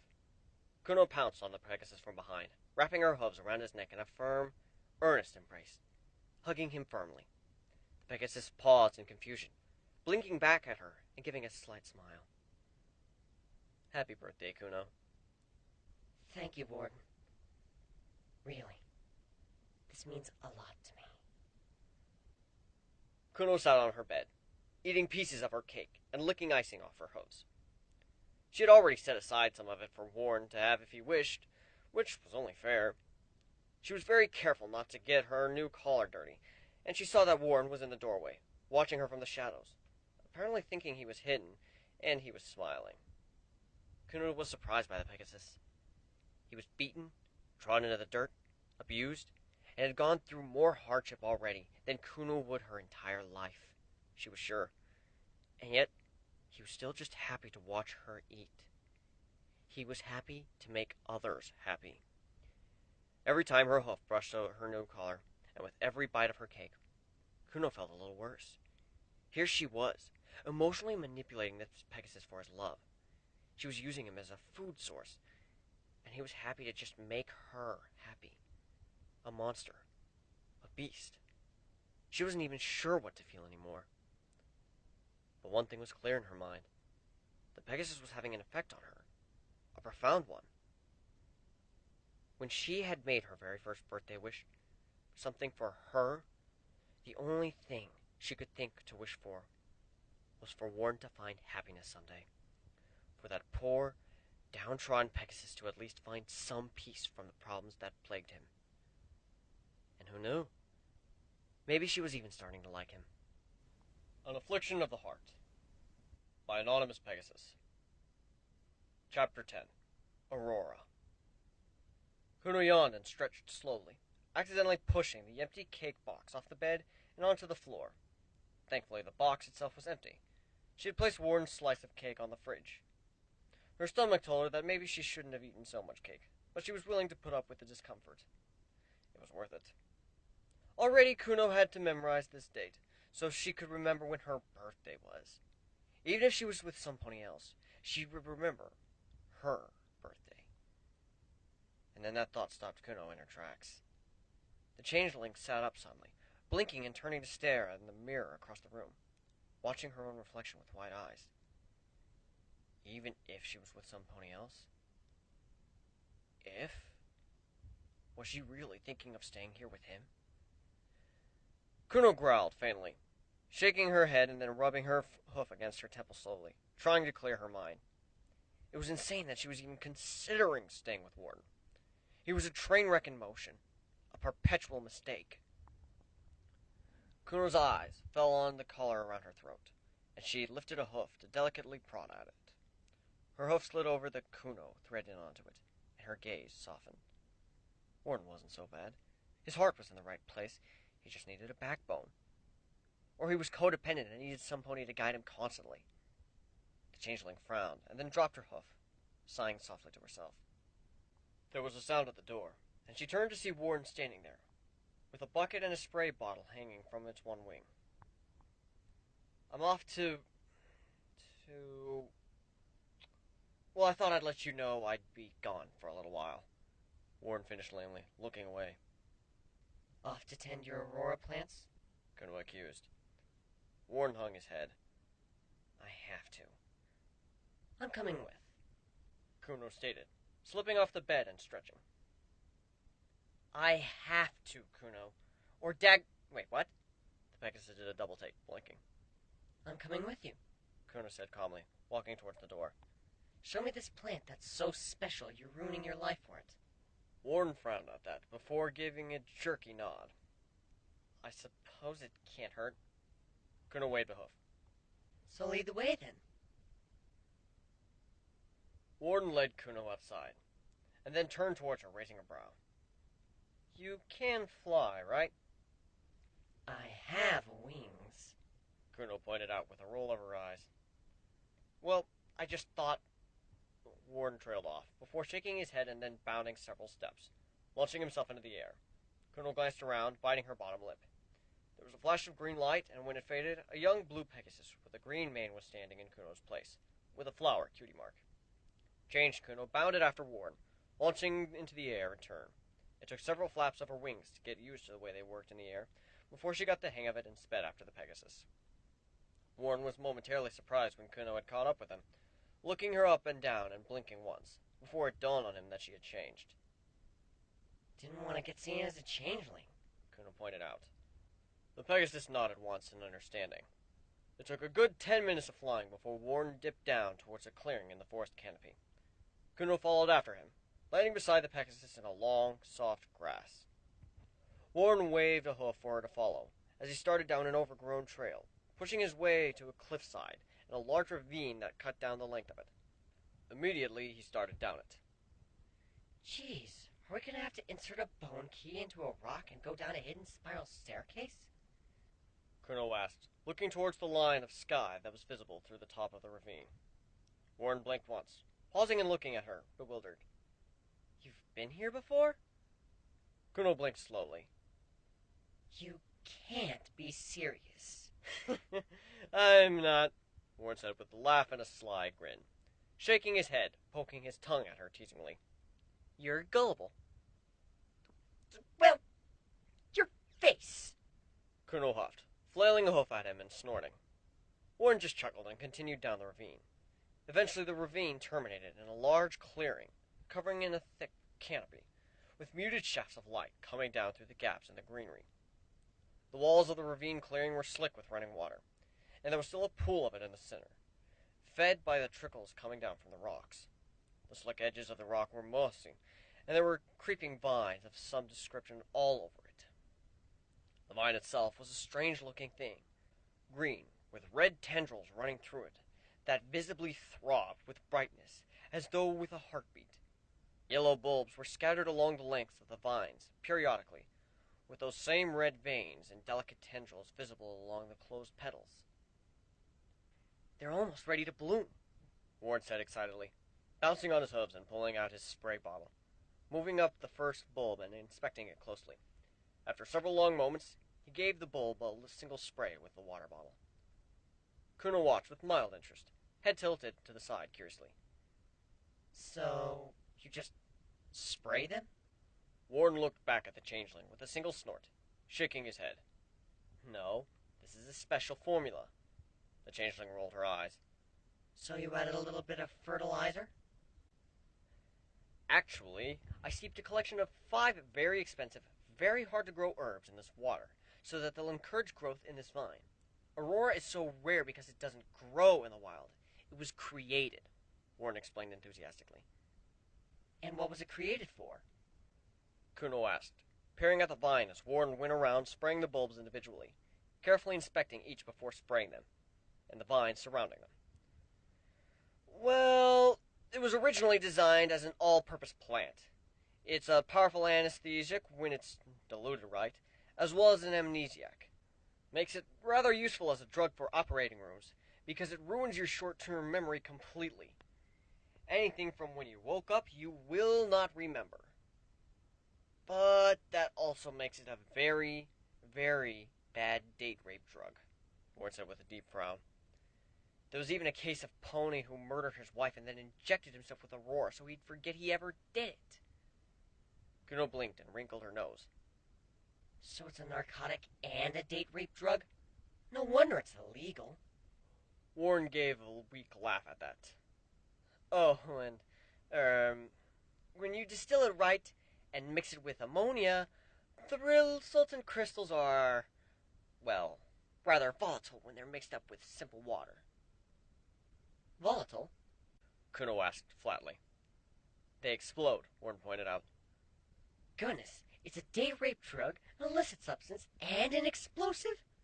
Kuno asked aghast, staring at the plant. Well, it was manufactured, Warren pointed out with a helpless shrug. It's a cross between several different plants, actually, which is why it's so damn hard to keep the vine alive and thriving. It was a group of unicorns back in the day who partnered up with the growing consortium of the Old Earth Pony Growers League, and they designed the perfect plant.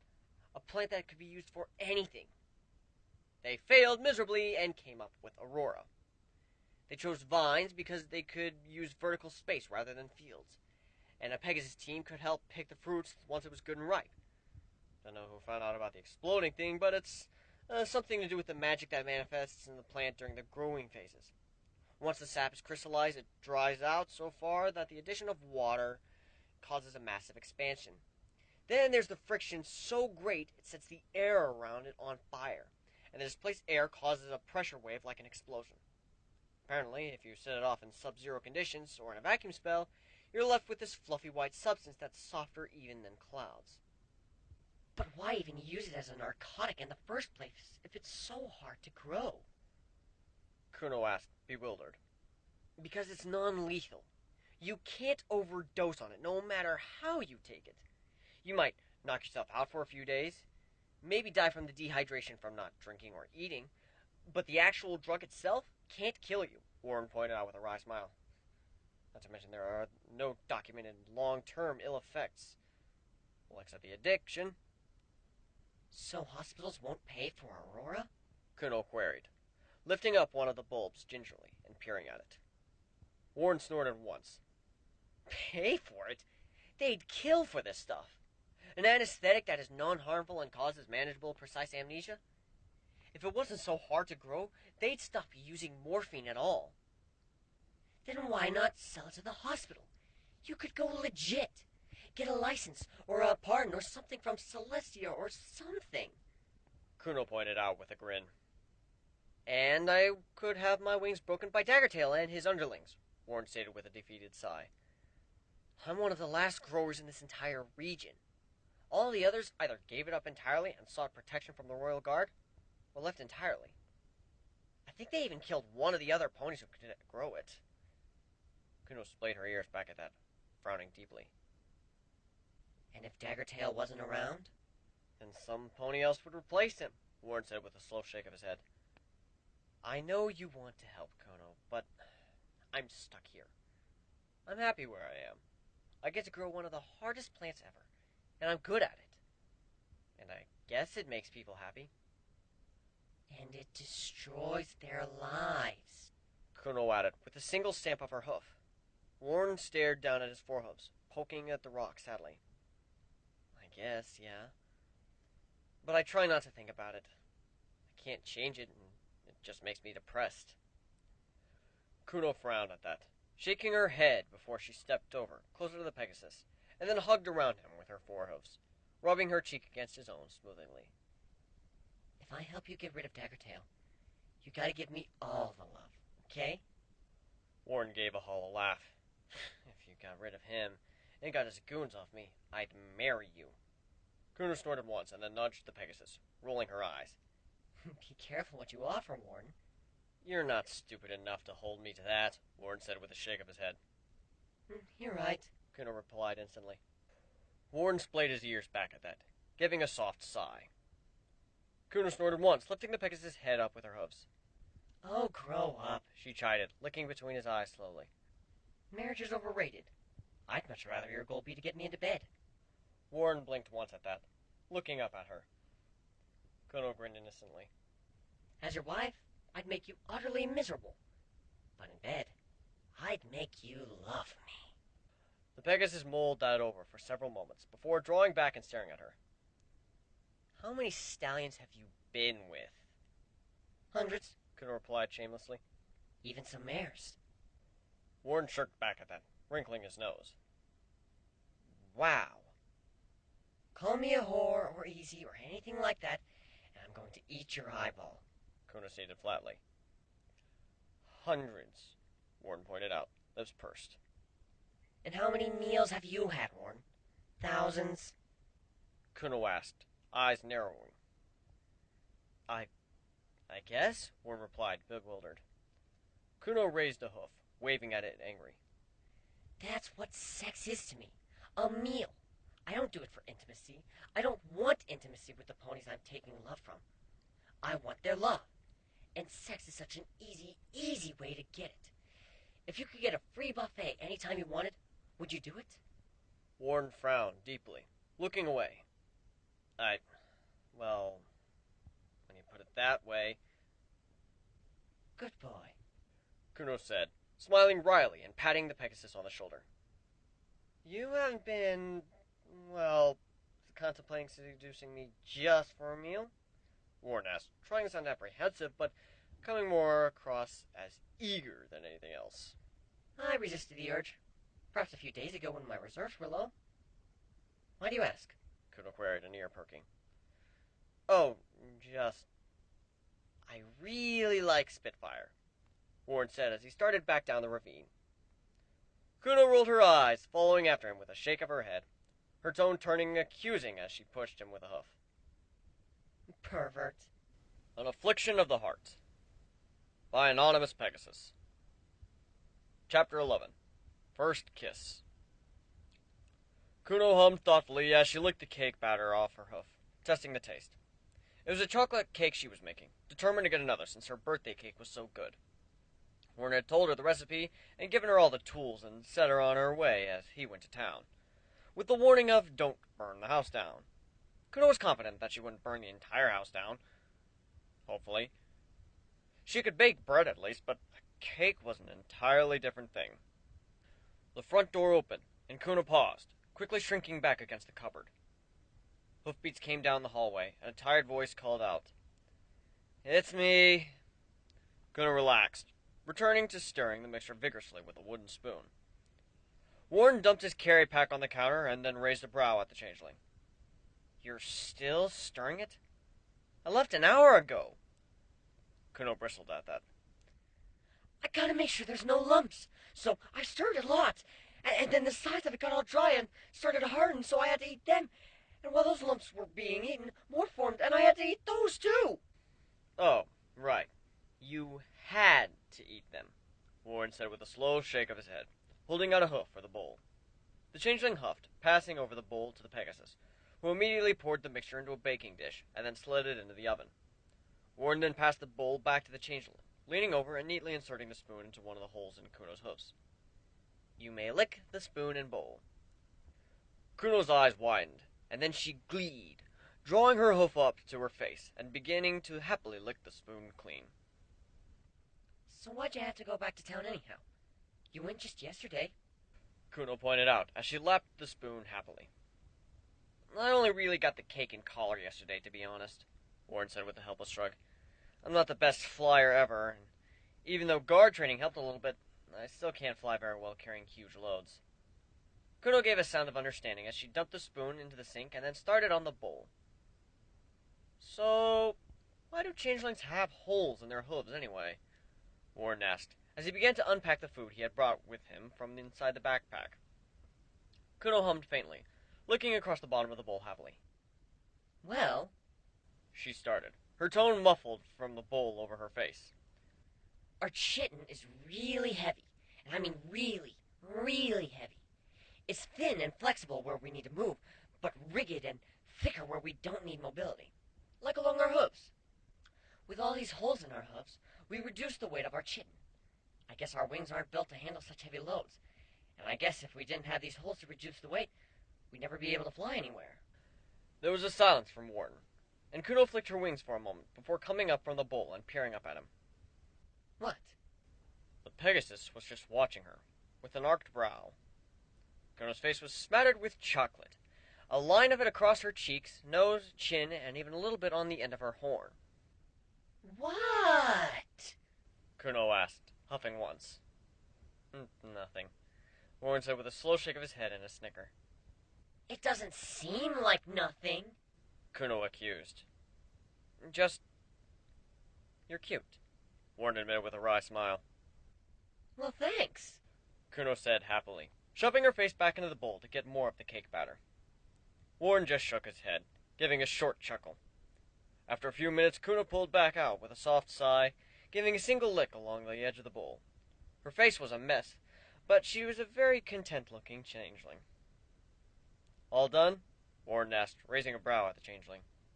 Kuno nodded, dropping the bowl into the sink, and then picking up a spoon to peer at her distorted reflection.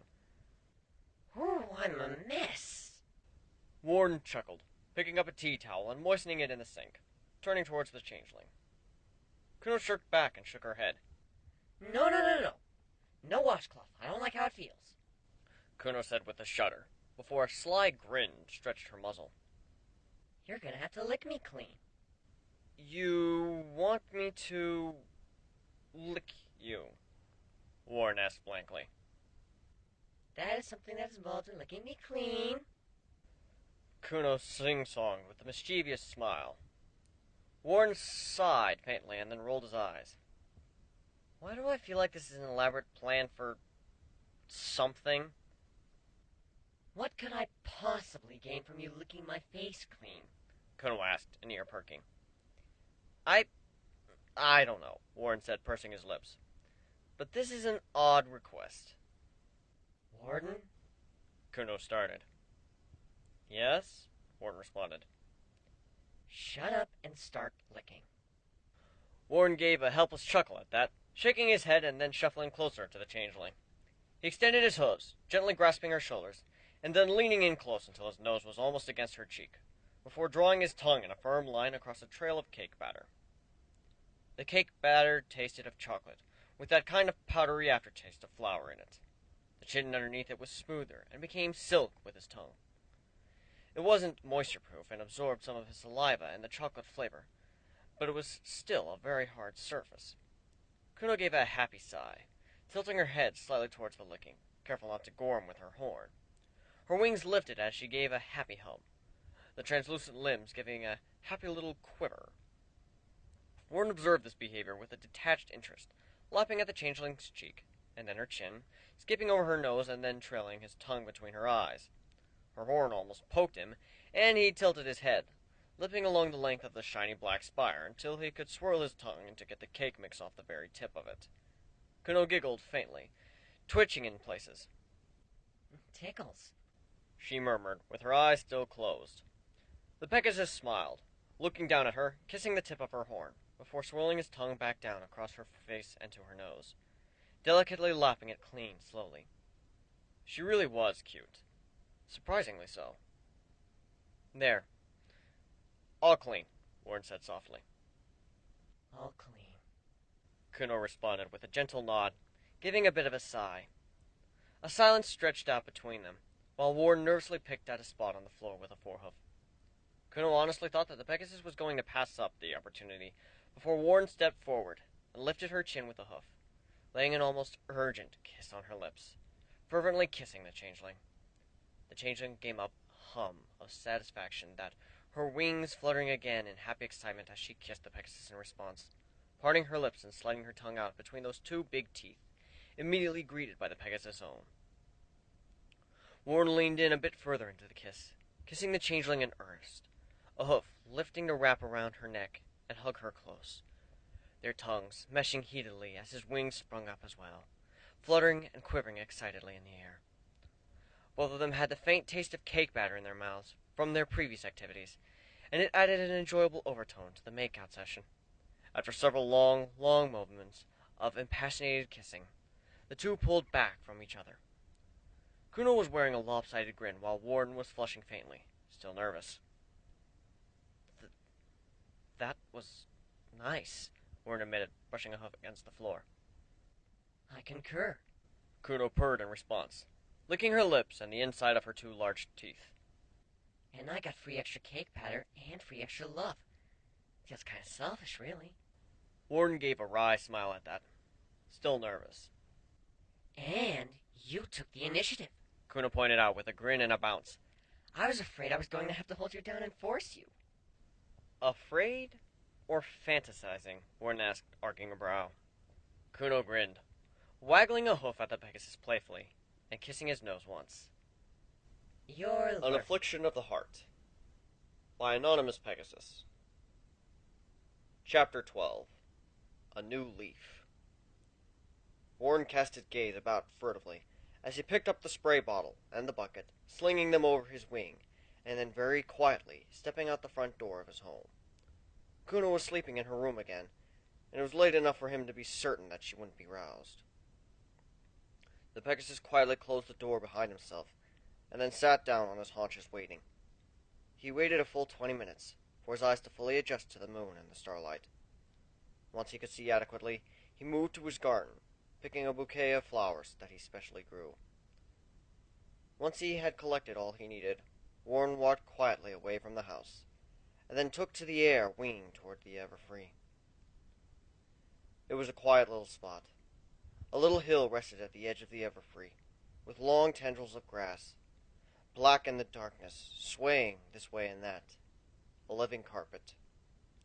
The hill was devoid of trees except for the old oak at the very top, and crested high enough that when you sat underneath the oak tree, you could see across the canopy of the Everfree for miles. It was a special spot for Warren. It was where Swarm had taken him on their first date, and they had shared a sweet little wagon-shaped honey sculpture.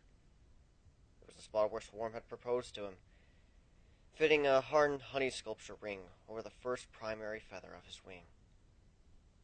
And it was also where Swarm was buried. Quietly, Warren stepped over the gravestone beneath the big oak tree, the grass whispering in the wind and swaying against his stomach and his legs. Carefully, the Pegasus sat down his bucket and pulled out the bouquet of flowers, placing them gently in front of the picture that was affixed to the stone. A picture of Swarm. "Hi, hon," Warren whispered softly, as he drew back respectfully, and then dropped onto his stomach, resting his chin on his forehoofs and staring up at the picture. "I know I promised to visit you more often, but I've been busy. I know you'll forgive me." Warren pulled out the spray bottle, and then carefully sprayed some of the mixtures over the flowers, so they would last longer before they withered away. "I met someone. She's really... well, she's not nice. She's a bit like you, I guess. Really headstrong. Probably has a lot of the same stubborn streak, too. But she's a changeling. And, yeah, it's pretty crazy, isn't it?" Pegasus sighed faintly, shaking his head and brushing a hoof through his mane as he tried to collect his thoughts. I really like her. Not as much as you, but she's nice. I think maybe I can even change her. Do a little good for once. You never could stand me feeling sorry for myself." Warren hesitated then, ashamed to the point that he even felt self-conscious admitting it to the hunk of stone and the flat, emotionless paper with patterns on it representing his dead wife. She's offered to help me get Daggertail off my back, and then I could grow Aurora for the hospital. Wouldn't that be great?" The Pegasus sighed sadly, looking down at his forehoofs. "I miss you. Having Kuno around, she reminds me of you.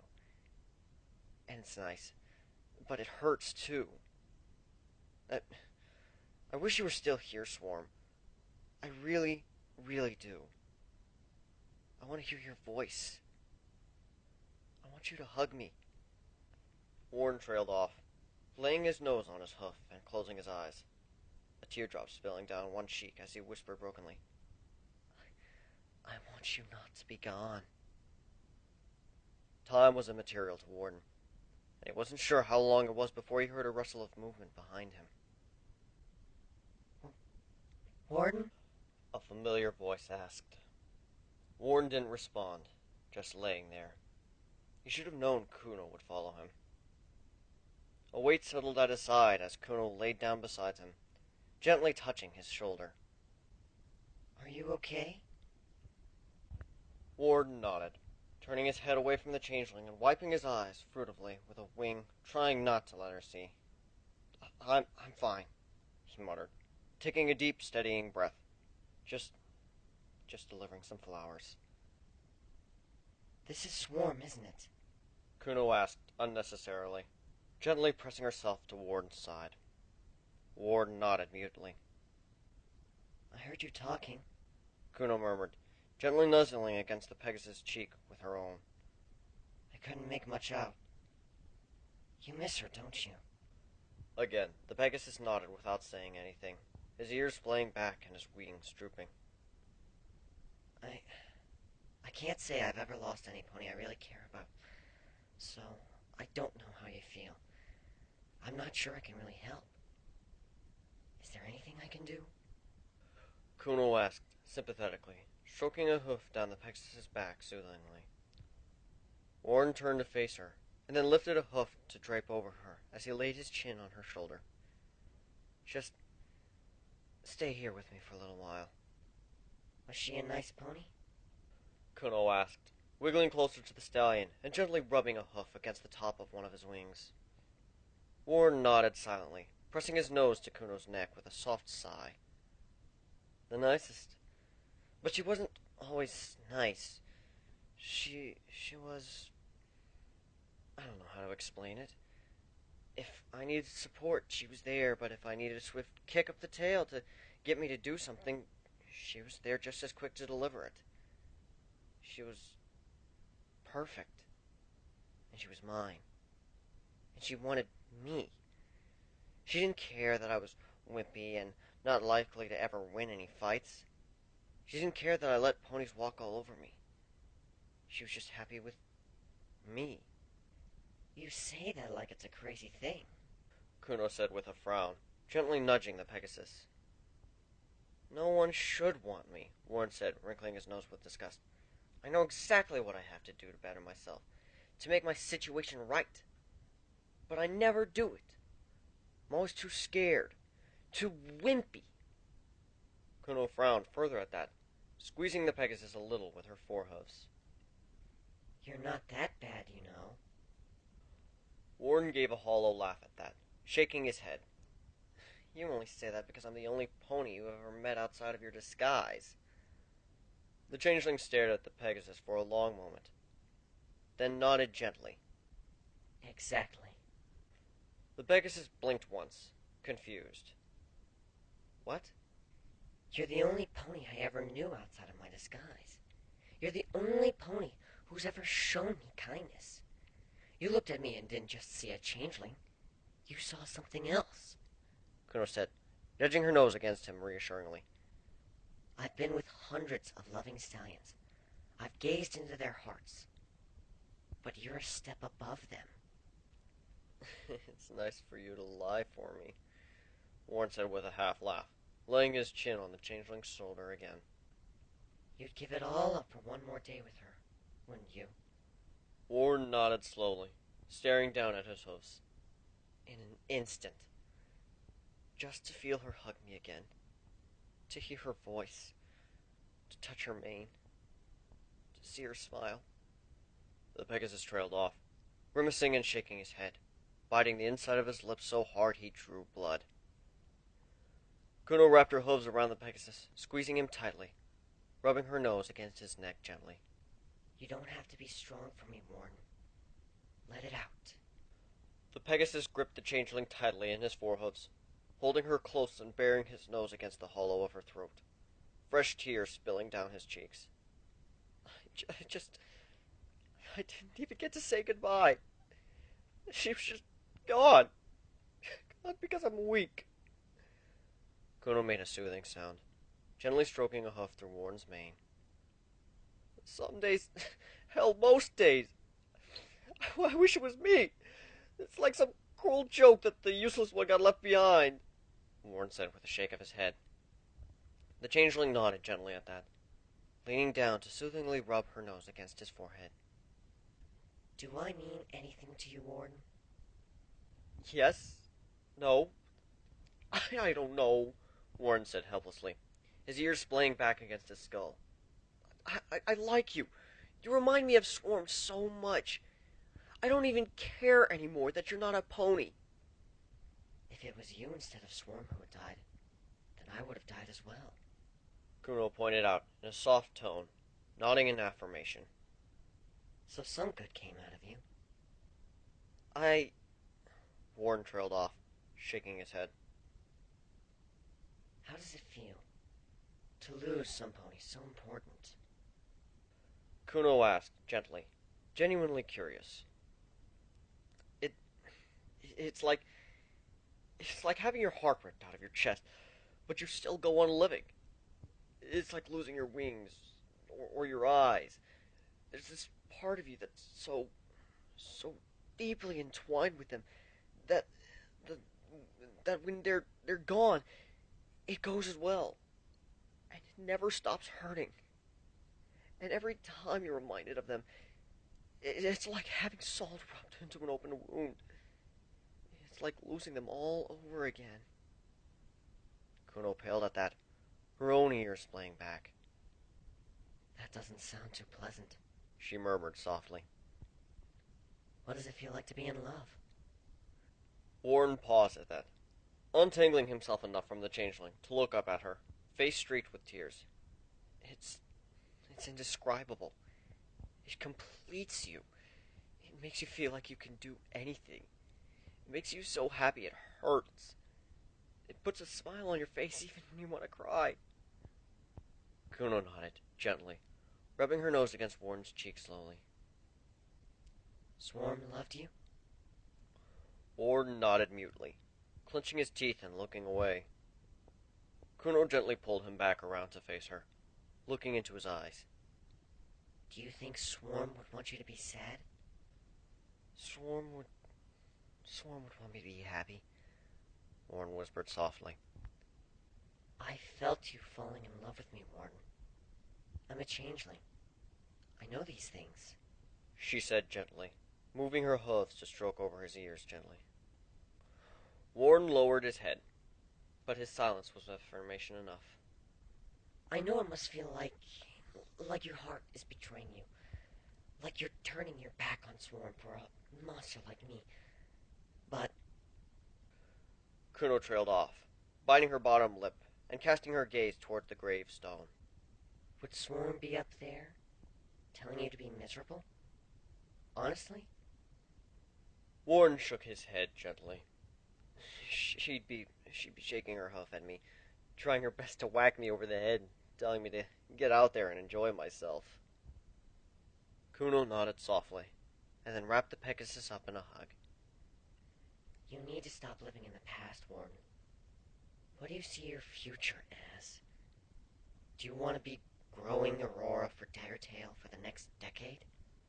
Warren stared down at his hooves. I haven't really thought much about the future. Kuno nodded once more, gently nudging his cheek with her nose. You probably think that your life is already over, and this is just the fading embers of the fire of you and Swarm shared. But it's not. You still have a life to live. You have to let her go, Warren. She's gone. Don't you dare ever forget her. But don't make yourself miserable on her account. It's not what she would have wanted. The Pegasus stared at his hooves in silence for several long moments after that, and even though his tone was firm, his voice broke as he said, I want to be alone." The changeling could only nod again, gently hugging the stallion before drawing away and quietly slipping down the hill. Warren cried silently, all alone at the top of the hill, under the big oak tree in front of his wife's grave. I've decided, hon. I'm turning over a new leaf. I'm not going to get stepped on anymore. I'm not going to be miserable," the Pegasus murmured, trying to steady his breathing.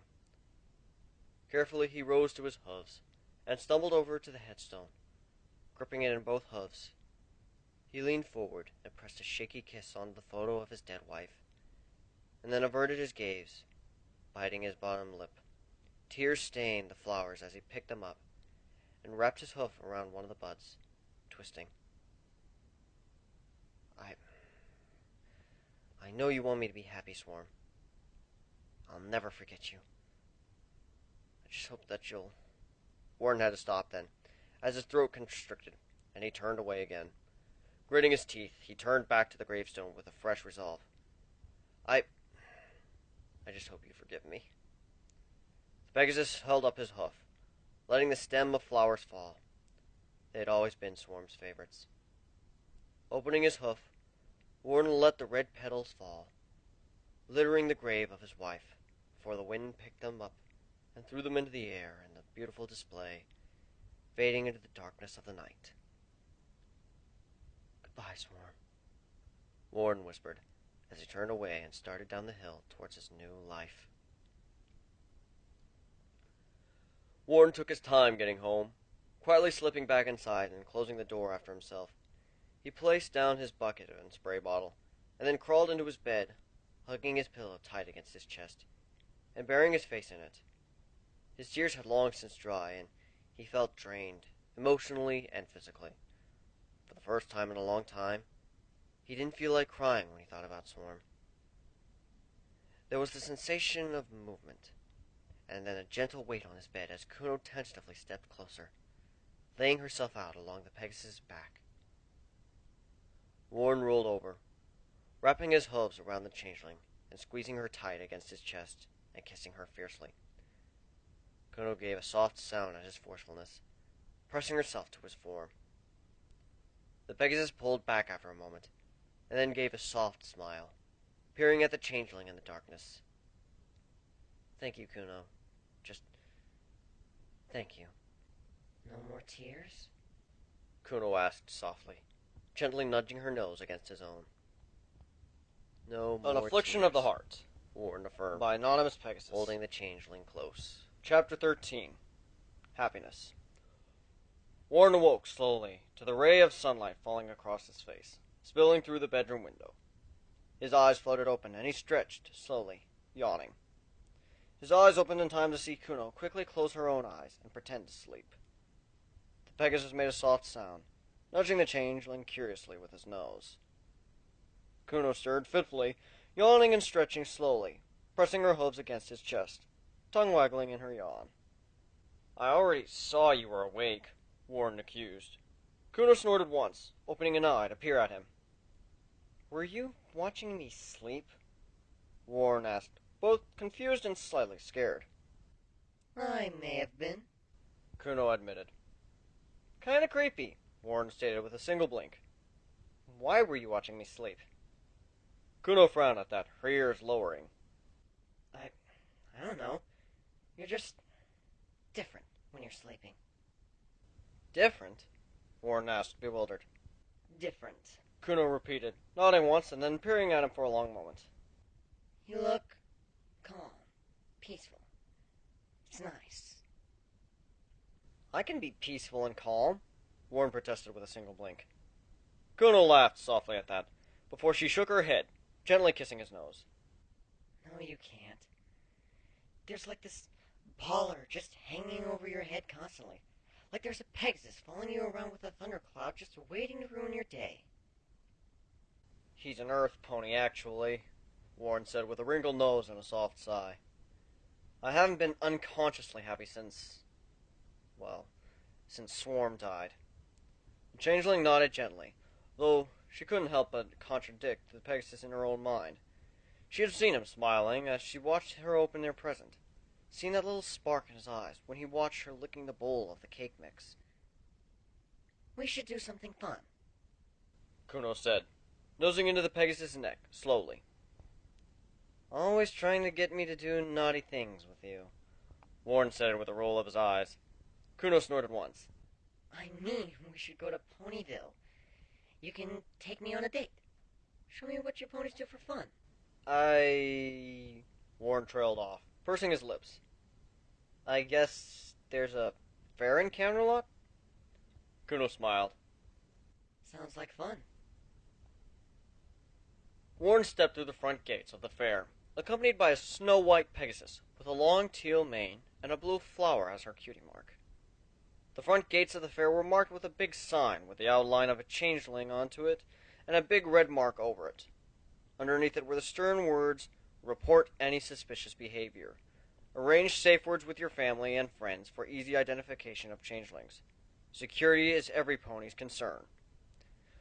Kuno stared up at the sign and scowled. Warren ushered her past it, towards the Ferris wheel. Come on, don't mind the signs. We're supposed to be here to have fun. Kuno gave a nod at that, sighing once and then casting her gaze around. So, what do you think we should do first? Warren pondered on that for a moment. I could get you a plushie. A plushie? Kuno asked blankly, blinking once. Yeah, a plushie, Warren said, pointing to a large tiger plushie hanging from the ceiling of a stall. It was a simple spider toss game, popular in fairs and Nightmare Night festivities for generations. I want that one, Kuno said, pointing a hoof up at the winged tiger hanging on the back. Then it shall be yours, Warren said confidently, stepping up to the counter and placing down 10 bits. 3 fabric spiders were given to the Pegasus, and he picked up one of them, aiming the distance and throwing it. He winced as the throw came short, the spider bouncing onto the web far below its target. Whoops. Practice throw, Warren said, self-consciously, tongue between his teeth as he concentrated on the target. His next throw went a little wide, and his third went high. His total was only 5 points. He needed 40 for the winged tiger, which was a bullseye and 2 inner rings. It was going to take a lot of tries to get it right. Warren selected an inferior toy and passed it off to Kuno. But this isn't the tiger, Kuno pointed out petulantly. I know, but I'm still trying for it, Warren said with a confident nod. 4 tries later, and 4 inferior toys later, and Warren's confidence was failing rapidly. Ugh, this drawing is hard work, he said, pointing his nose towards a refreshment stand. Get us some lemonade, Kuno? I'll keep trying this. Kuno blinked once, but nodded, taking the bits the Pegasus offered and ducking through the crowd to get the stand. Once she was out of earshot, Warren stepped closer to the attendant and leaned in close. Look, I think we both know I'm not going to get what she wants. Warren reached in, took out a small pouch of bits, and then held it out, jingling it faintly. Just say I want, please. Warren looked over his shoulder, furtively, his eyes wandering as he saw Kuno returning with a pair of drinks balanced in the crook of her wings. The attendant looked past him towards the Pegasus, and then gave a wry smile. Without pausing, the attendant swiped the coin pouch, picked up 3 spiders, and casually tossed them the full length of the pitch to land nearly in pattern along the web. A 45 score. The "Are you kidding me?" flabbergasted expression was still on Warren's face when Kuno came up beside him, putting down his cup of lemonade on the counter in front of him. Kuno cast her gaze at the target, her eyes widening. You got it? She asked with a grin, bouncing once.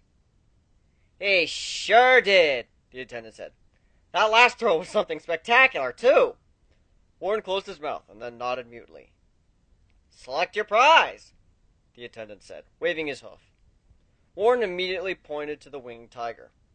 The attendant took down the tiger and then passed it to Kuno, who added it to her pile of smaller plushies and grinned, snuggling it against her chest and immediately biting its ear. The Pegasus raised a brow at the changeling. Kuno blinked once, looking up at him, still with a mouthful of ear. "What?" she asked, her voice slightly muffled by the felt ear, before she frowned and puffed out her chest. I'm showing him who's boss. Warren just stared at the changed Pegasus for several long moments. "You are insufferably cute." I know, Kuno chimed with a grin. "Come on, we'll go check out the Ferris wheel. Maybe it'll get stuck at the top and we'll be forced to sit up there in the seat for hours," Warren said with a sage nod.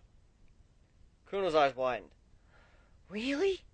Warren shook his head with a wry grin. Nah, not really. That only happens in stories where the writer's really looking for a contrived way to get the characters together. That sort of thing never happens in real life.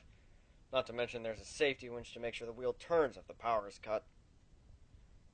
"Aww," Kuno said, her ears dropping. The Pegasus grinned slightly. "But we can pretend we'll be up there for ages, and with only each other for company." Deal, Kuno said instantly. The Pegasus and changed Pegasus staggered in front of Warren's home, each of them with a hoof full of plushies or cotton candy. Kuno had never gotten cotton candy before, and had never really seen the appeal of it, but upon Warren's offer, had immediately gotten herself 2 of each of the 3 flavors.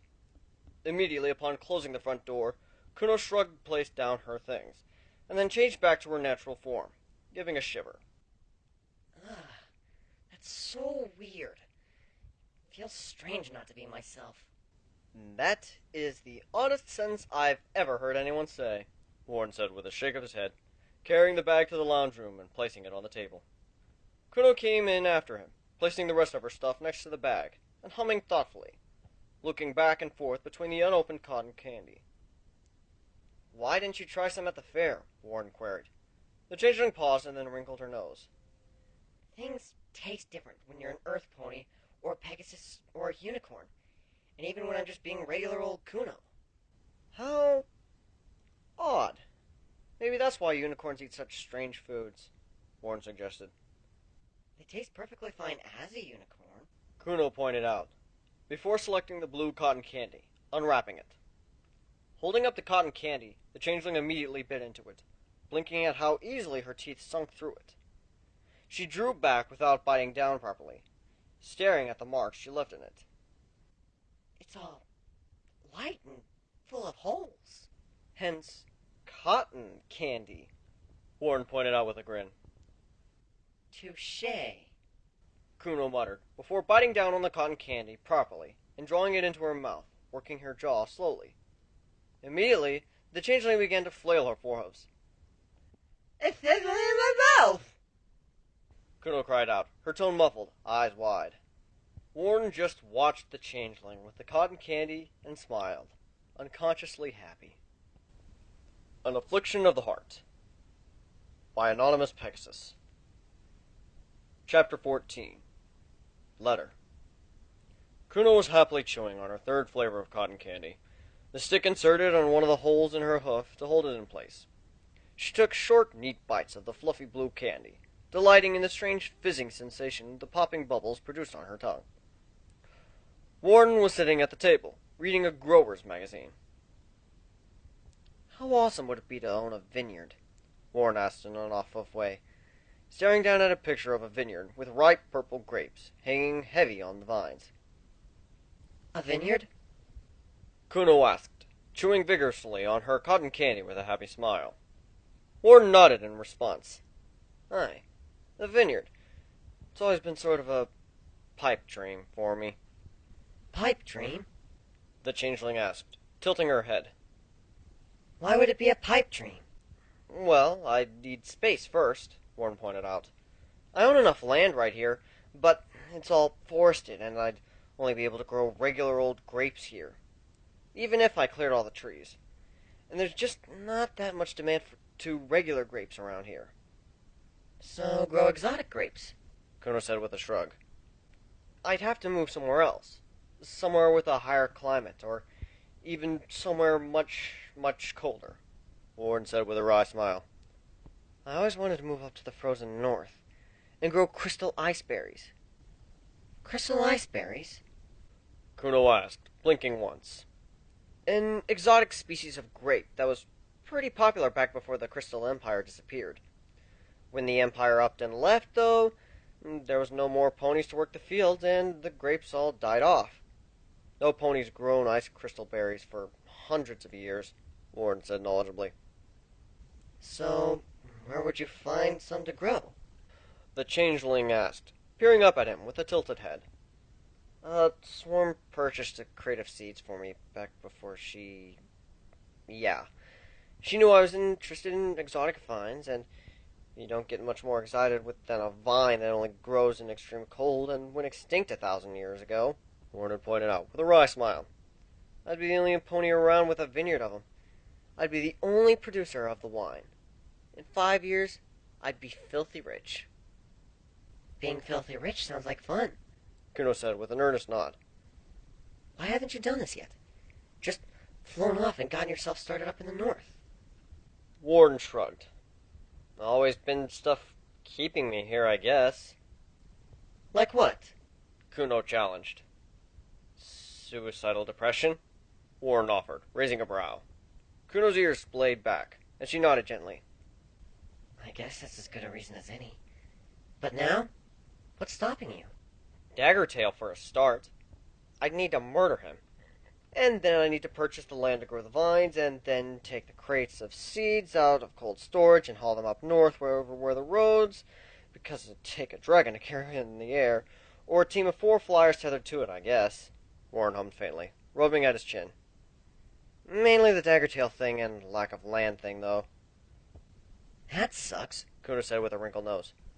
Why did Swarm get the seeds when she knew you couldn't grow them? Warren smiled faintly at that. She was an optimist. She figured we'd save up and get some land up there.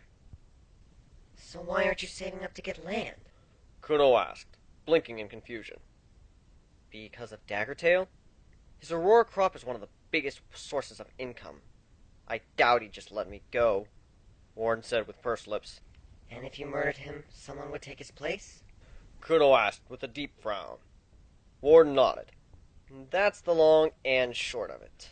So you just need to convince Daggertail to leave you alone, and then you'll be free? Kuno queried. Warren gave a nod. Just. That's the operative word. Have you tried asking him? Kuno queried, perking an ear. Warren laughed. Asked him? He's not the one to respond well to questions like that. Let me ask him. Give me the name of one of his underlings. Kuno stated, placing her half-eaten cotton candy back in a plastic wrapping. I don't think that's such a good idea, Warren said with a shake of his head, biting his bottom lip. I'm just going to give him a letter to take to Daggertail. That's all I'm going to do. Send him a message. Kuno appeased with an innocent smile. You're not gonna murder him or hurt him, lace the envelope with explosives, poison, or anything crazy like that? Warren asked suspiciously. I promise I'm just going to send him a message, asking him to leave you alone. Kuno said with an earnest nod. Warren pursed his lips, frowning deeply. I guess it wouldn't hurt. His second in charge is a really mean unicorn named Sunshine.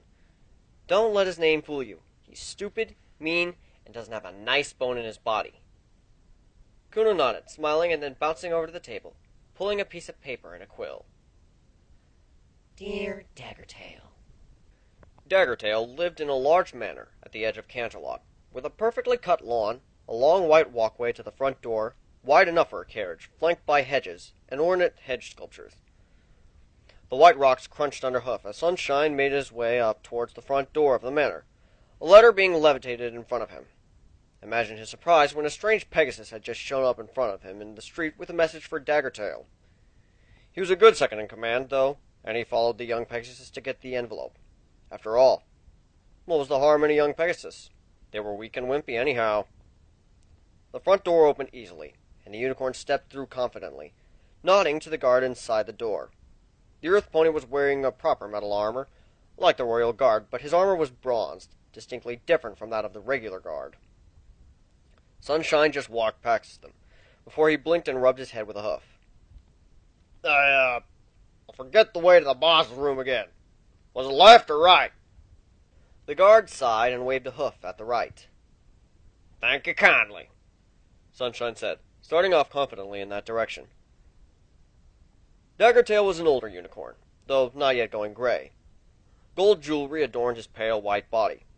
A gold diamond ring around his horn, a single gold earring at the tip of his right ear, and a gold monocle on a fine chain over his left eye. The unicorn was reading a magazine while smoking a pipe and sipping at a glass of brandy with 2 ice cubes in it. He was sitting at a polished mahogany desk with his hind hooves crossed and resting on it, lazily lounging without a care in the world. A picture of Nightmare Moon was hung on one wall, and was filled with holes, with a set of 3 thin daggers designed for throwing embedded in its surface. "Letter for you, boss!" Sunshine said, as he stepped through the doorway, holding up the envelope. "How many times must I tell you to knock before you enter?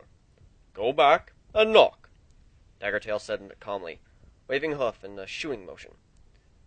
Sunshine's ears lowered, and he backed out of the room with an apology, before closing the door and gently knocking on it. "Come in," Daggertail called. Sunshine pushed the door open again, and then stepped inside, moving up to the desk and depositing the letter upon it. "Letter for you, boss!" "You're going to make me read it?" Daggertail asked flatly. Sunshine blinked once, and then fumbled for the envelope, ripping it open and tugging out the neatly folded piece of paper, staring down at it. "I know you can read, Sunshine. Now read it," Daggertail demanded, waving his hoof. "Dear Daggertail, you don't know me. My name is Kuno. I have recently come to the country after much hardship in my home country. It has come to my attention that you are extorting my new friend Warden, forcing him to grow crops for you. I kindly require that you engage with Warden in a true business relationship, or cease requiring his services altogether, as it really isn't fair for—" Daggertail cut Sunshine off, snorting once and rolling his eyes. "Who gave you this?" "Just some Pegasus in the street," Sunshine pointed out. "She was real nice, but I'd never seen her before." "Have you checked up on Warden recently?" Daggertail asked. "I checked on him just before I left to come here, actually," Sunshine admitted, nodding once. "And?" Daggertail queried, raising a brow. "He and Kuno had a message for you," Sunshine said lamely, waving the piece of paper. "But the Pegasus Kuno, she wanted to deliver a message personally." "A personal message? She'll come here to the manor?" Daggertail asked, seeming amused. "I must say it would save time. Do you have any idea what the message is?" Sunshine nodded, closing his eyes and furrowing his brows, thinking hard. "Oh, right," Sunshine said after a moment, his eyes opening. Daggertail recoiled as he caught sight of Sunshine's eyes, now a deep, ghostly, uniform blue color. Sunshine leapt over the mahogany desk fluidly, sliding his rump out and slamming both hind legs into Daggertail's chest, shoving him to the ground while Sunshine himself leapt atop the prone form, smashing a hoof into his chest and knocking the wind out of him. A quick touch of his horns together drained Daggertail's magical ability, removing any chance of retaliation. Kuno grinned down at the winded unicorn, letting her changes drop as she leaned in close, her fangs pressing along the unicorn's cheek until she reached his ear. She bit down hard, drawing blood and making the unicorn arc and cry out in pain. Have I got your attention now, Daggertail? Kuno asked sweetly. Daggertail nodded vigorously, wheezing and trying to catch his breath. I'm not going to kill you, Kuno whispered, smiling eerily at the unicorn, breathing the words into his ear. Back in my homeland, my name means agony. I'm not quite sure why my mother chose to name me this, but I realized quite early on that my name is very telling. Leaning over further, Kuno hooked her teeth through the unicorn's earring, then jerked her head back hard. A soft giggle left the changeling as she held her hoof over Daggertail's mouth to muffle his sudden scream, his earring now slicked with blood, gripped between her front teeth. She leaned in close, gripping the unicorn's chin in her hoof and squeezing unnecessarily hard. Every pony you know, every pony you ever see in the street. She leaned in closer, laving her tongue seductively over the hole in his ear. Any pony you ever bloody see. If you cross Warden again, then you'll be watching every single one of these ponies. I won't kill them, oh no. Kuno said with an innocent giggle, biting gently at the base of his ear. Daggertail whimpered, a hoof raising to try and hold at his bleeding ear, staring fearfully up at the changeling. Kuno giggled softly, and then breathed into his ear. Any single one of them. Just remember, I could be any pony. Your mother, your child, your best friend, your second in command. I can be any of them. And if you cross Warden, I'll be coming for you. With a low, evil laugh, the changeling rose off the unicorn, and then punched him hard in the stomach again, winding him further, making him wheeze breathlessly, his eyes rolling into the back of his head. Kuno stepped over to the picture of Nightmare Moon, tugging one of the daggers from it. Quietly, she picked up the letter, the ring, and the dagger, then slammed the dagger down into the mahogany desk before reverting back to Sunshine's form and walking calmly back out of the room. By the time Daggertail had recovered enough to pull himself to his hoofs, the changeling was long gone. The dagger was embedded in his desk, pinning the letter to it, with his earring hanging from the blade of the dagger. On the piece of paper was a single word written in large, bold letters. Remember. An Affliction of the Heart by Anonymous Pegasus. Chapter 15. Finale. Kuno was sitting in the bath again, humming happily and scrubbing herself off, a toothbrush stuffed in her muzzle, and a full fake mane of bubbles cascading down her back. It was night, and she was getting ready for bed.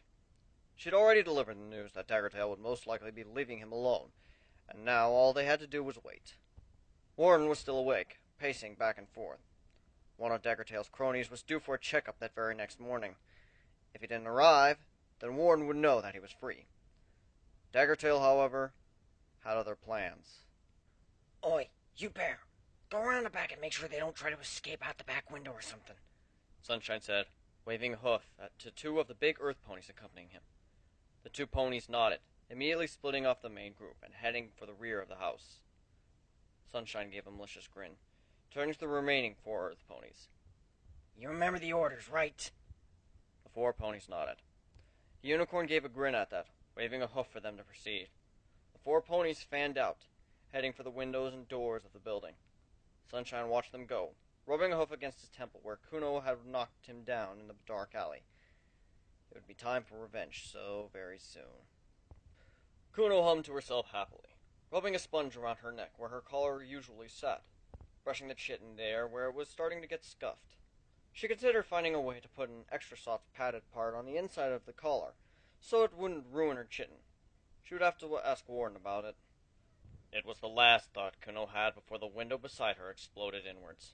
Glass showered the bathroom, tinkling to the tiled floor, while the rock that was thrown through the window clattered across the hard surface, banging against the door.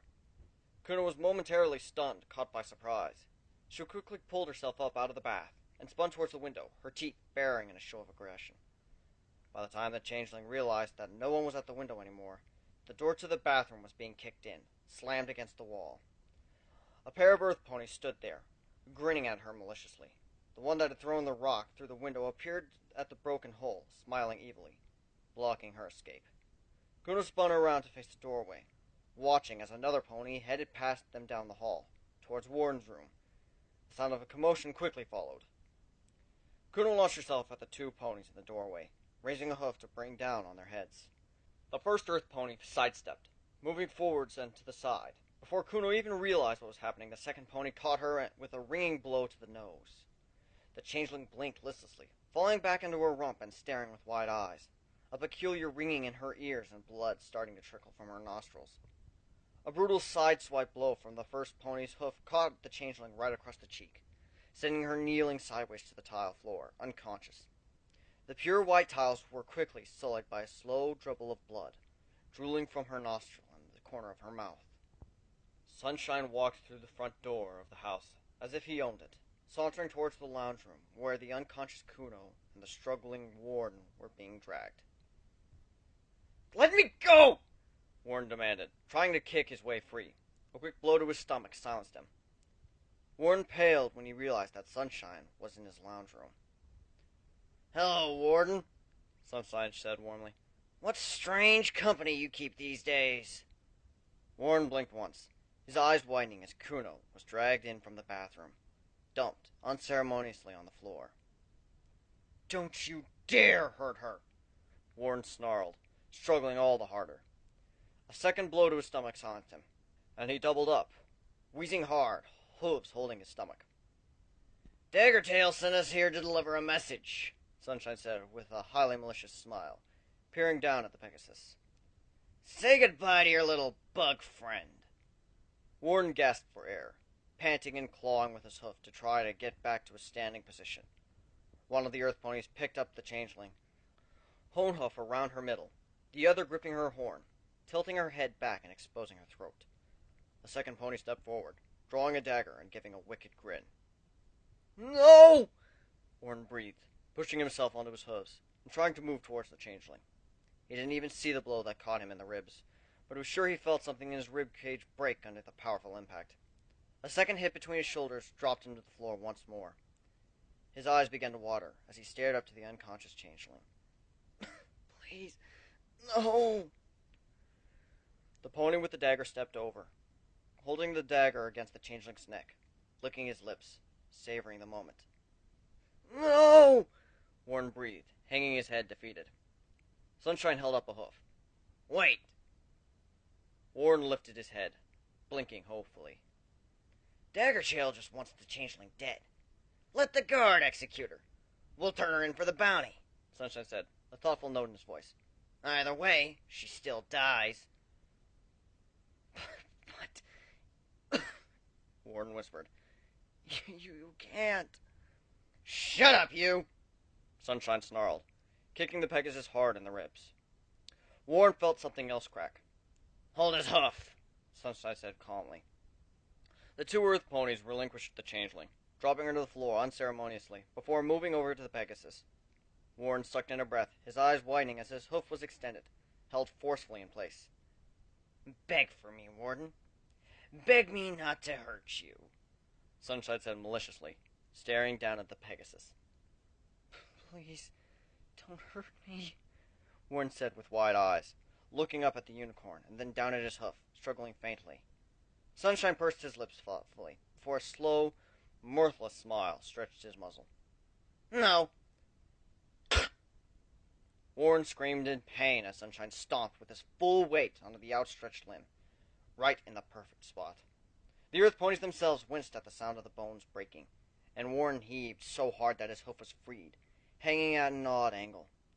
The Pegasus continued to scream hoarsely, holding his broken hoof against his chest, tears streaming down his cheeks as he writhed in pain. "The wing," Sunshine said emotionlessly. The Earth ponies grabbed one of Warden's wings, stretching it out fully. Warden felt the motions, and he stiffened, his eyes flicking open as he turned a tear-streaked face up toward Sunshine. "Please," he pleaded, blubbering. "Please don't. I'll do anything. I'll do anything you want. Just don't." The Pegasus never even got to finish his sentence, as Sunshine just sneered and then quickly leapt up, slamming his hoof down against the Pegasus' wings as hard as he could. A fresh scream left the Pegasus as his wing broke, right on the middle joint. He screamed so hard he began to cough, and then threw up all over the floor, and then screamed some more. Liquid agony filled him, burning fiery hot in his form. "Pathetic," Sunshine said it with a contemptuous snort, though he seemed pleased with the pain he had inflicted on the Pegasus. "I trust you won't be defying Daggertail again?" he asked with a mean smile, gripping Warden's mane and tugging his head up. "Now, thank me for not killing you, Warden, or I'm gonna break your other wing." Warden sobbed helplessly, tears splashing into the floor. Thank you for not killing me," he managed to squeeze out in between harsh sobs of pain and shame. "Good little boy," Sunshine said with a malicious smile. He waved a hoof as the Earth ponies began to file out, carrying the unconscious Kuno between them. Sunshine stood up then, turning to leave. He paused in the doorway, looking back. "We'll be back tomorrow for another progress update on our crop." Warren shuddered as he tried to stand. Sunlight streamed in through the window in the lounge room, and the Pegasus hadn't even been able to stand yet. The smell of his own dried vomit churned in his stomach, and he was ashamed and broken. Everything had been taken from him. Again. Kuno, the one thing he had in a world that was good, was gone. She would be executed by the guard. First Swarm, and now Kuno. He had been so close to being happy, and now it was all snatched away. He wished that Sunshine had just killed him. After a few minutes, Warren managed to push himself into a rough sitting position, beginning to drag himself, one hoof, towards the bathroom. He was going to take the entire bottle of magic suppressants. There was enough toxins in there to kill himself. There was nothing more to live for. His life was over. It took minutes for him to get to the bathroom. Painful, tear-filled minutes. But a thought of an end to the suffering he was in fortified the Pegasus, and he struggled onwards. Dragging himself across the tiles was easier, and he brushed the broken glass out of the way, pulling himself up so he was leaning over the sink. He opened up the medicine cabinet and pulled out the bottle of pills, shakily undoing the top of it. But something stopped him. The word Kuno appeared in front of him, and he blinked once, trying to focus. It took several moments for him to realize that he could see the changeling's collar lying beside the tub, her name visible on it, and it gave him pause. Kuno was gone, given to the guard. Gone. But maybe she was still alive. Warren stared down at his hoof, at the bottle full of tablets there. It would be so easy just to end it all. So easy to take that path out. No more pain, no more suffering. But what of Kuno? Warren was her very last chance at being saved. It almost made him laugh, to think of the changeling, so assertive, so strong, relying on him, of all ponies, the greatest failure ever. Warren looked up at his own reflection, and felt his eyes misting with tears. Weak. He was weak. His gaze hardened, and he dropped the pill bottles. Pills spilled down the drain in a torrent of blue, lost to him. Warren stared at his reflection, biting his tongue until he tasted blood, his expression turning determined. It was time to stop being weak. Kuno needed him. Kuno whimpered faintly as she woke, blinking her eyes open slowly. Immediately she tried to struggle, realizing that her hooves and head were affixed in place. Her heart began to pound, and she shuddered, her first thought being of a guillotine. A quick glance around revealed that she was in a wooden stockade.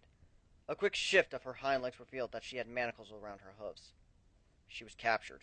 Sunlight was all around, and her eyes adjusted.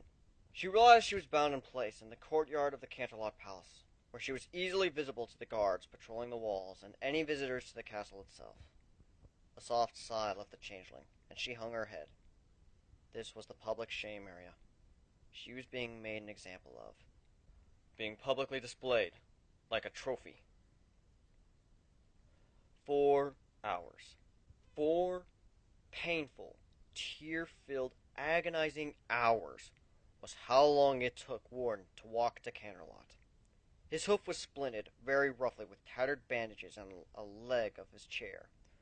One of his wings hung limply, and tears dripped from under his helmet. He had barely been able to get his wing through the chest armor, but he had managed it somehow. After taking 3 magic suppressions to dull the pain, he had begun the long trek, one hoof after another. Time was meaningless, but he had a goal, and he was going to reach it, one way or another. As he walked through the Canterlot streets, ponies tried to help him, seeing the pain he was in. He ignored them completely, just staggering through the streets towards the palace, head lowered, expression hidden under his helmet. By the time Warren reached the front gate of Canterlot Palace, he had garnered quite a crowd, slowly following him, equal parts concerned and curious, exchanging hushed whispers amongst themselves. Shining Armor himself met Warren at the front gate of the palace, the guard captain resplendent in his purple armor. "Halt, soldier! What happened to you?" Warren lifted his head, pausing in his dogged steps, murmuring, "Life happened." Pegasus started to limp forward again, but Shining Armor sidestepped in front of him, holding out his spear horizontally, blocking his progress. "Identify yourself, soldier!" Warren paused at that, sitting back on his haunches and then drawing his own spear, holding it awkwardly in one hoof. The crowd gasped, and many withdrew, forming a circle around the two of them, comprised of regular ponies and royal guards. "Walking here was the hardest thing I've ever done. I'll walk right through you to get to her," Warren murmured, grimacing. "To get to..." Shining Armor trailed off, completely unintimidated by the Pegasus spear. "I don't want to hurt you," Warren stated, brows furrowing. You're here for the changeling?" Shining Armor asked, his eyes narrowing as he gave a slow shake of his head. "You'll not progress any further." Warren sighed faintly, hefting his spear and then hopping forward, twisting it to bring the back of the spear down on the captain's head. Shining Armor dodged deftly, and then quickly brought the end of his own spear up, but the tip catching Warren right under the tip, lifting him off his hooves and dumping him on his back.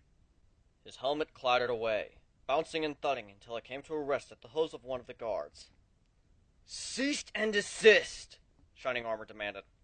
Warren gripped his spear and doggedly pushed himself into his hooves again, adjusting his grip on the spear and stepping towards the guard captain, moving to him again. Shining Armor sidestepped into the blow, easily pushing Warren's spear away, and then delivering a pair of brutal fast blows to the Pegasus' head and neck, where the blunt end of the spear, sending Warren reeling to the ground again. "Why do you continue to fight?" Shining Armor demanded to know. "There's only one thing left worth fighting for," Warren muttered as he staggered onto his hooves again, limping slightly as he tried to keep his balance. The guard captain stepped forward again, sweeping Warren's spear away deftly, and then shoving him over bodily, his spear point coming around to rest against the Pegasus' throat, the razor-sharp point digging into the soft flesh. Warren just stared up at him, cloudy-eyed, emotionless. "What are you doing, Warden? Consorting with changelings?" Shining Armor demanded to know. Warren stared up at the guard captain, and then slowly he smiled. Shining Armor was caught off on guard by that, unbalanced. "You don't even know," Warren murmured. "Don't even... just... you see her as a monster. You don't even see the pony underneath." "She is a changeling!" Shining Armor stated with a growl. Warren turned his head, catching sight of Kuno, watching with teary eyes, struggling against the stockade, futilely.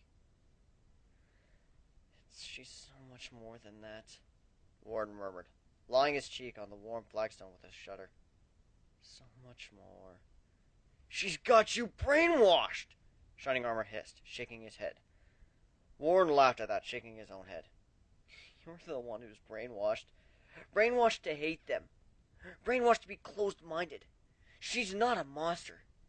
She's beautiful. I love her. And if you can find something to charge her with beyond being born as what she is, then go ahead! Execute her!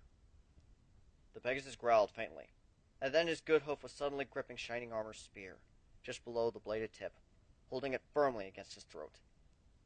If I deserve to die for trying to be with the one I love, then go ahead. Do it! Kill me! Shining Armor stared down at the Pegasus, uncertain.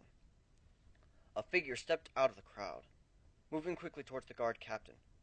Princess Cadence stared down at Warren as well, and then exchanged an urgent, hushed conversation with her husband in quiet whispers. Warren relinquished the spear tip, just sighing and laying his head on the flagstones, staring at Kuno. So close, and yet so far away. Kuno stared at him in return, a tear trickling down her cheek. She said his name, but she was too far away for him to hear it.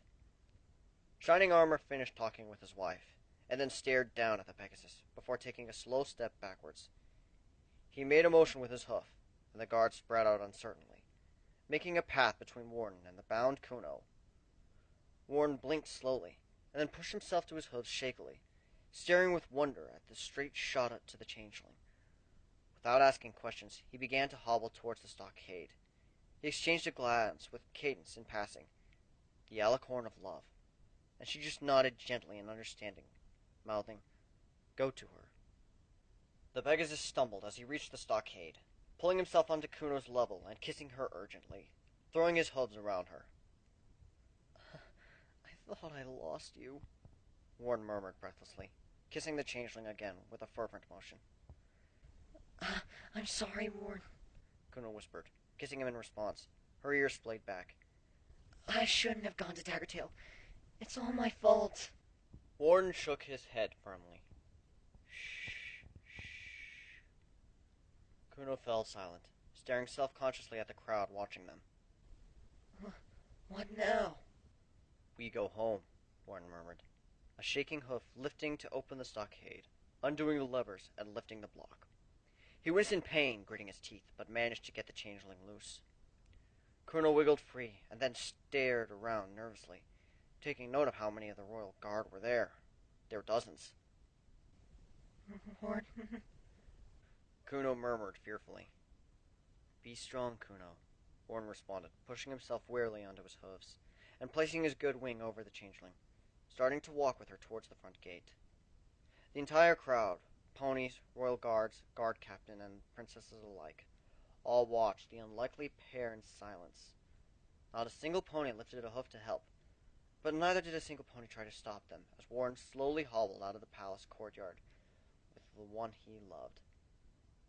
Warren made it all the way to the main street of Canterlot before he collapsed, staggering and falling into the road heavily. Kuno couldn't wake him.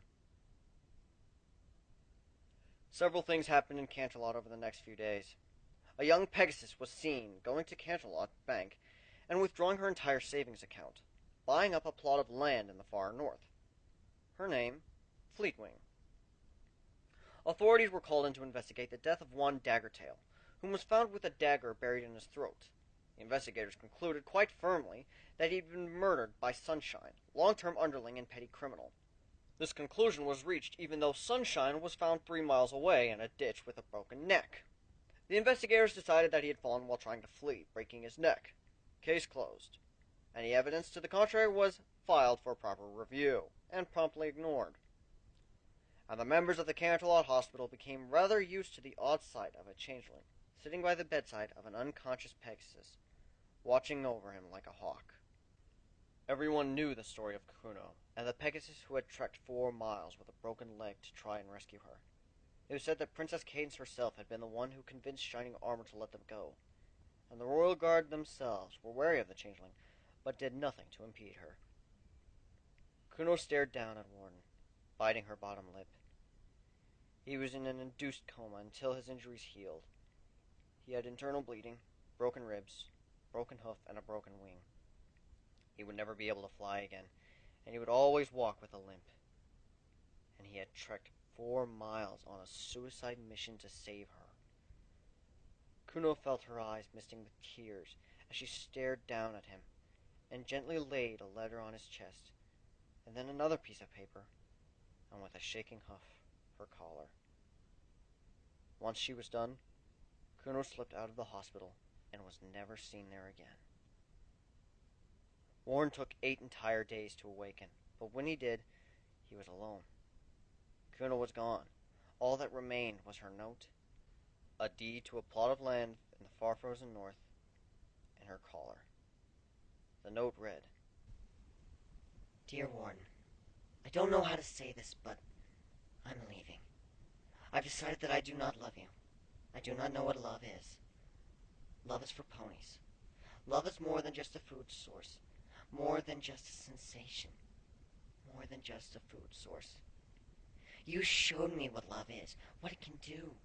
You trekked 4 miles to save me, 4 miles with a broken leg, wing, and internal injuries.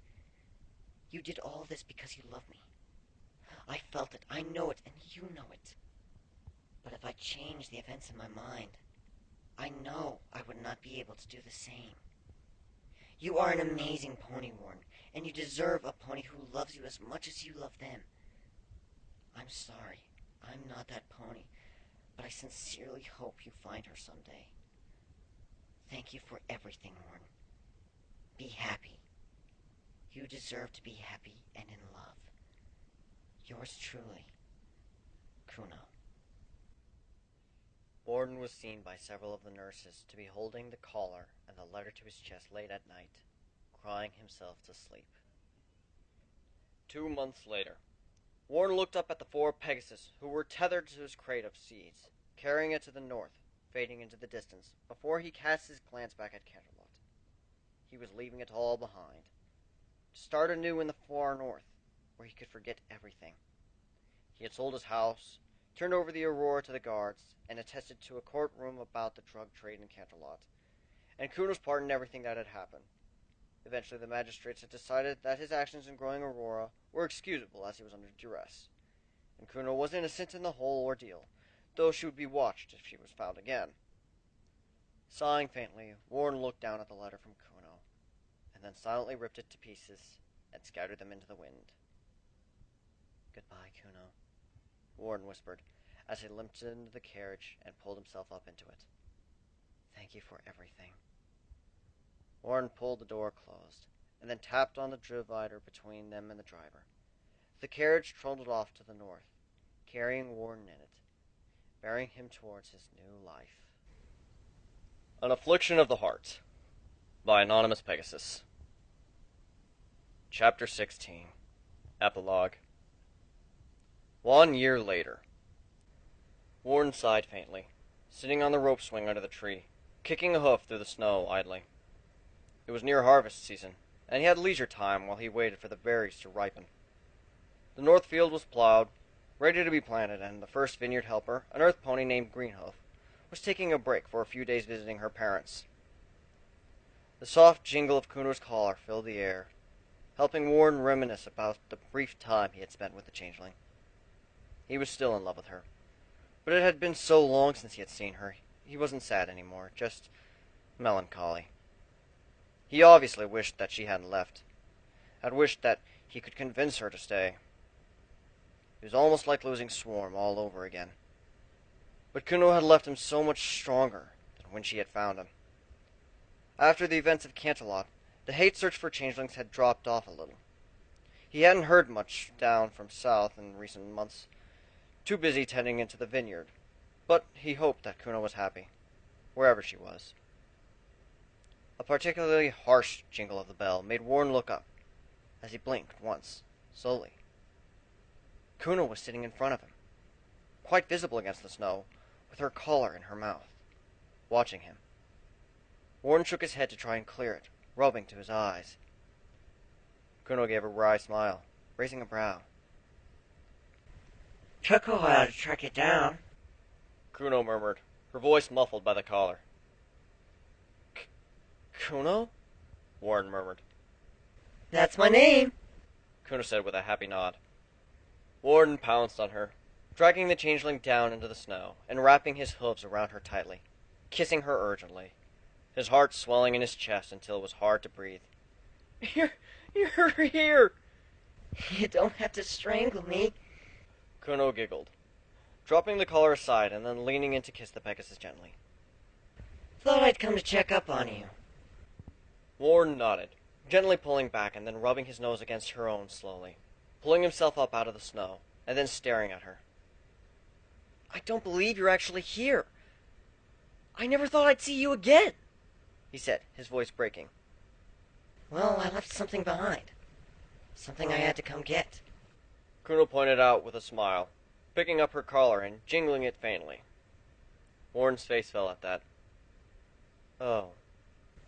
Help me put it on, silly. Kuno said, seemingly oblivious, turning away from him and presenting her neck. Warren stepped forward, gently sliding the collar over her neck and then fastening it. There, he murmured, petting her neck. Kuno turned back to face him, bouncing once in place and then grinning at the jingle the movement produced. You wouldn't believe what I went through.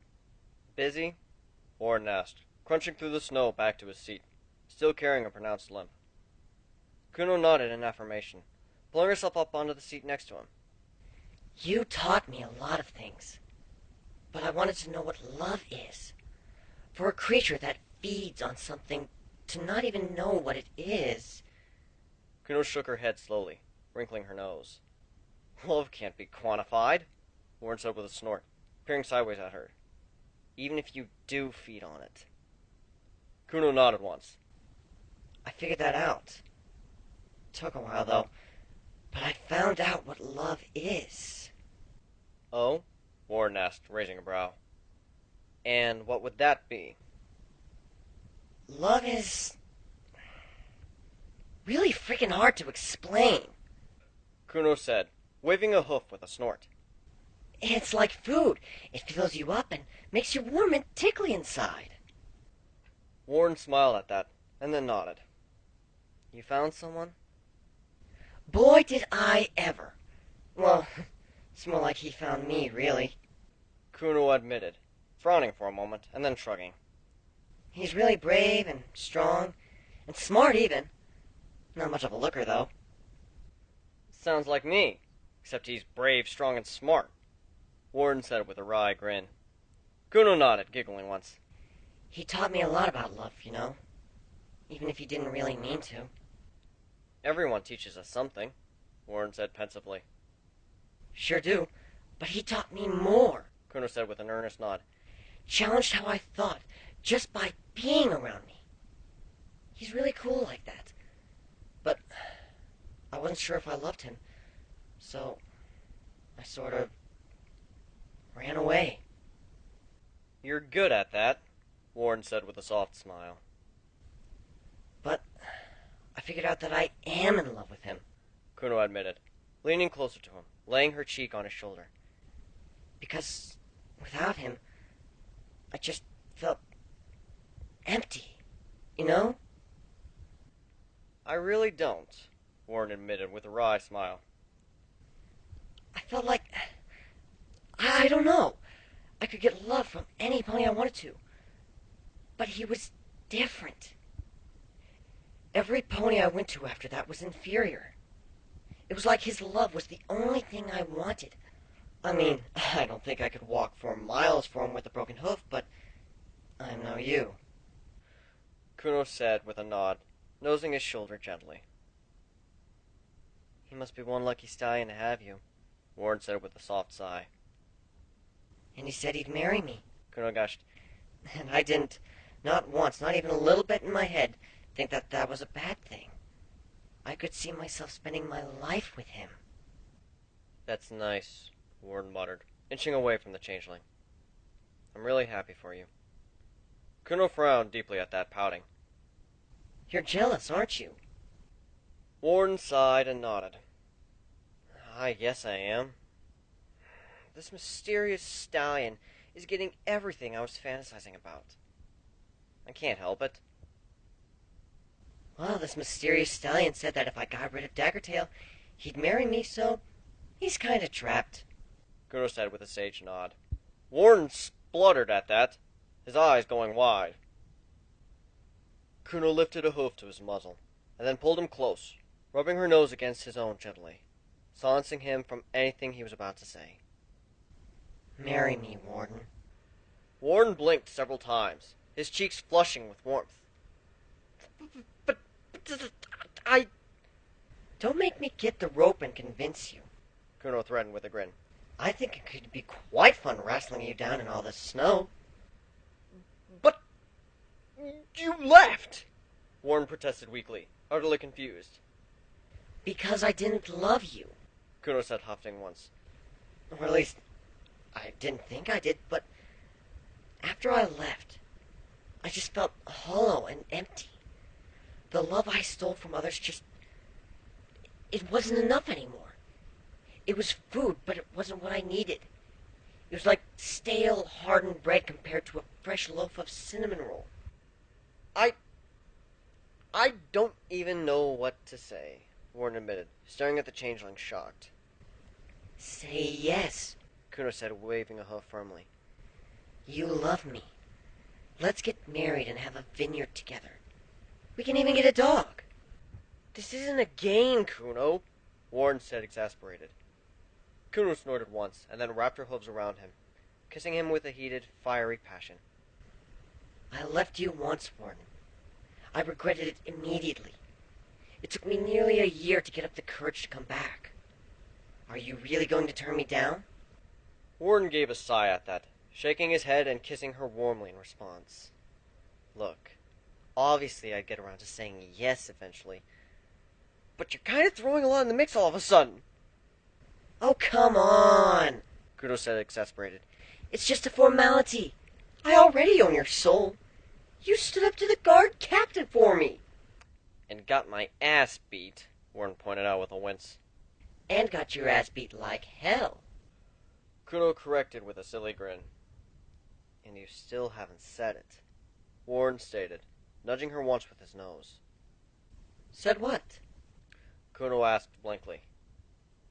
The 3 little words I wanted to hear from you, Warren said with a slow nod, deadly serious. Kuno nodded gently at that, and then wrapped her hooves around him. Say you'll marry me. Say it, and I will, Warren countered, rubbing his cheek against her own lovingly. Kuno pulled back, staring into his eyes, and then smiled. Warden, I love you.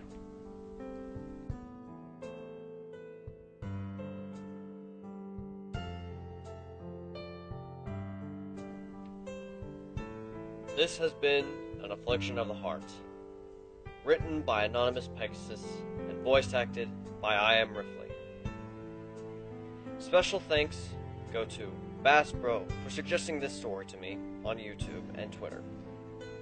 Special thanks go to the author, who put so much time and effort into creating such magnificent characters and making such a great story.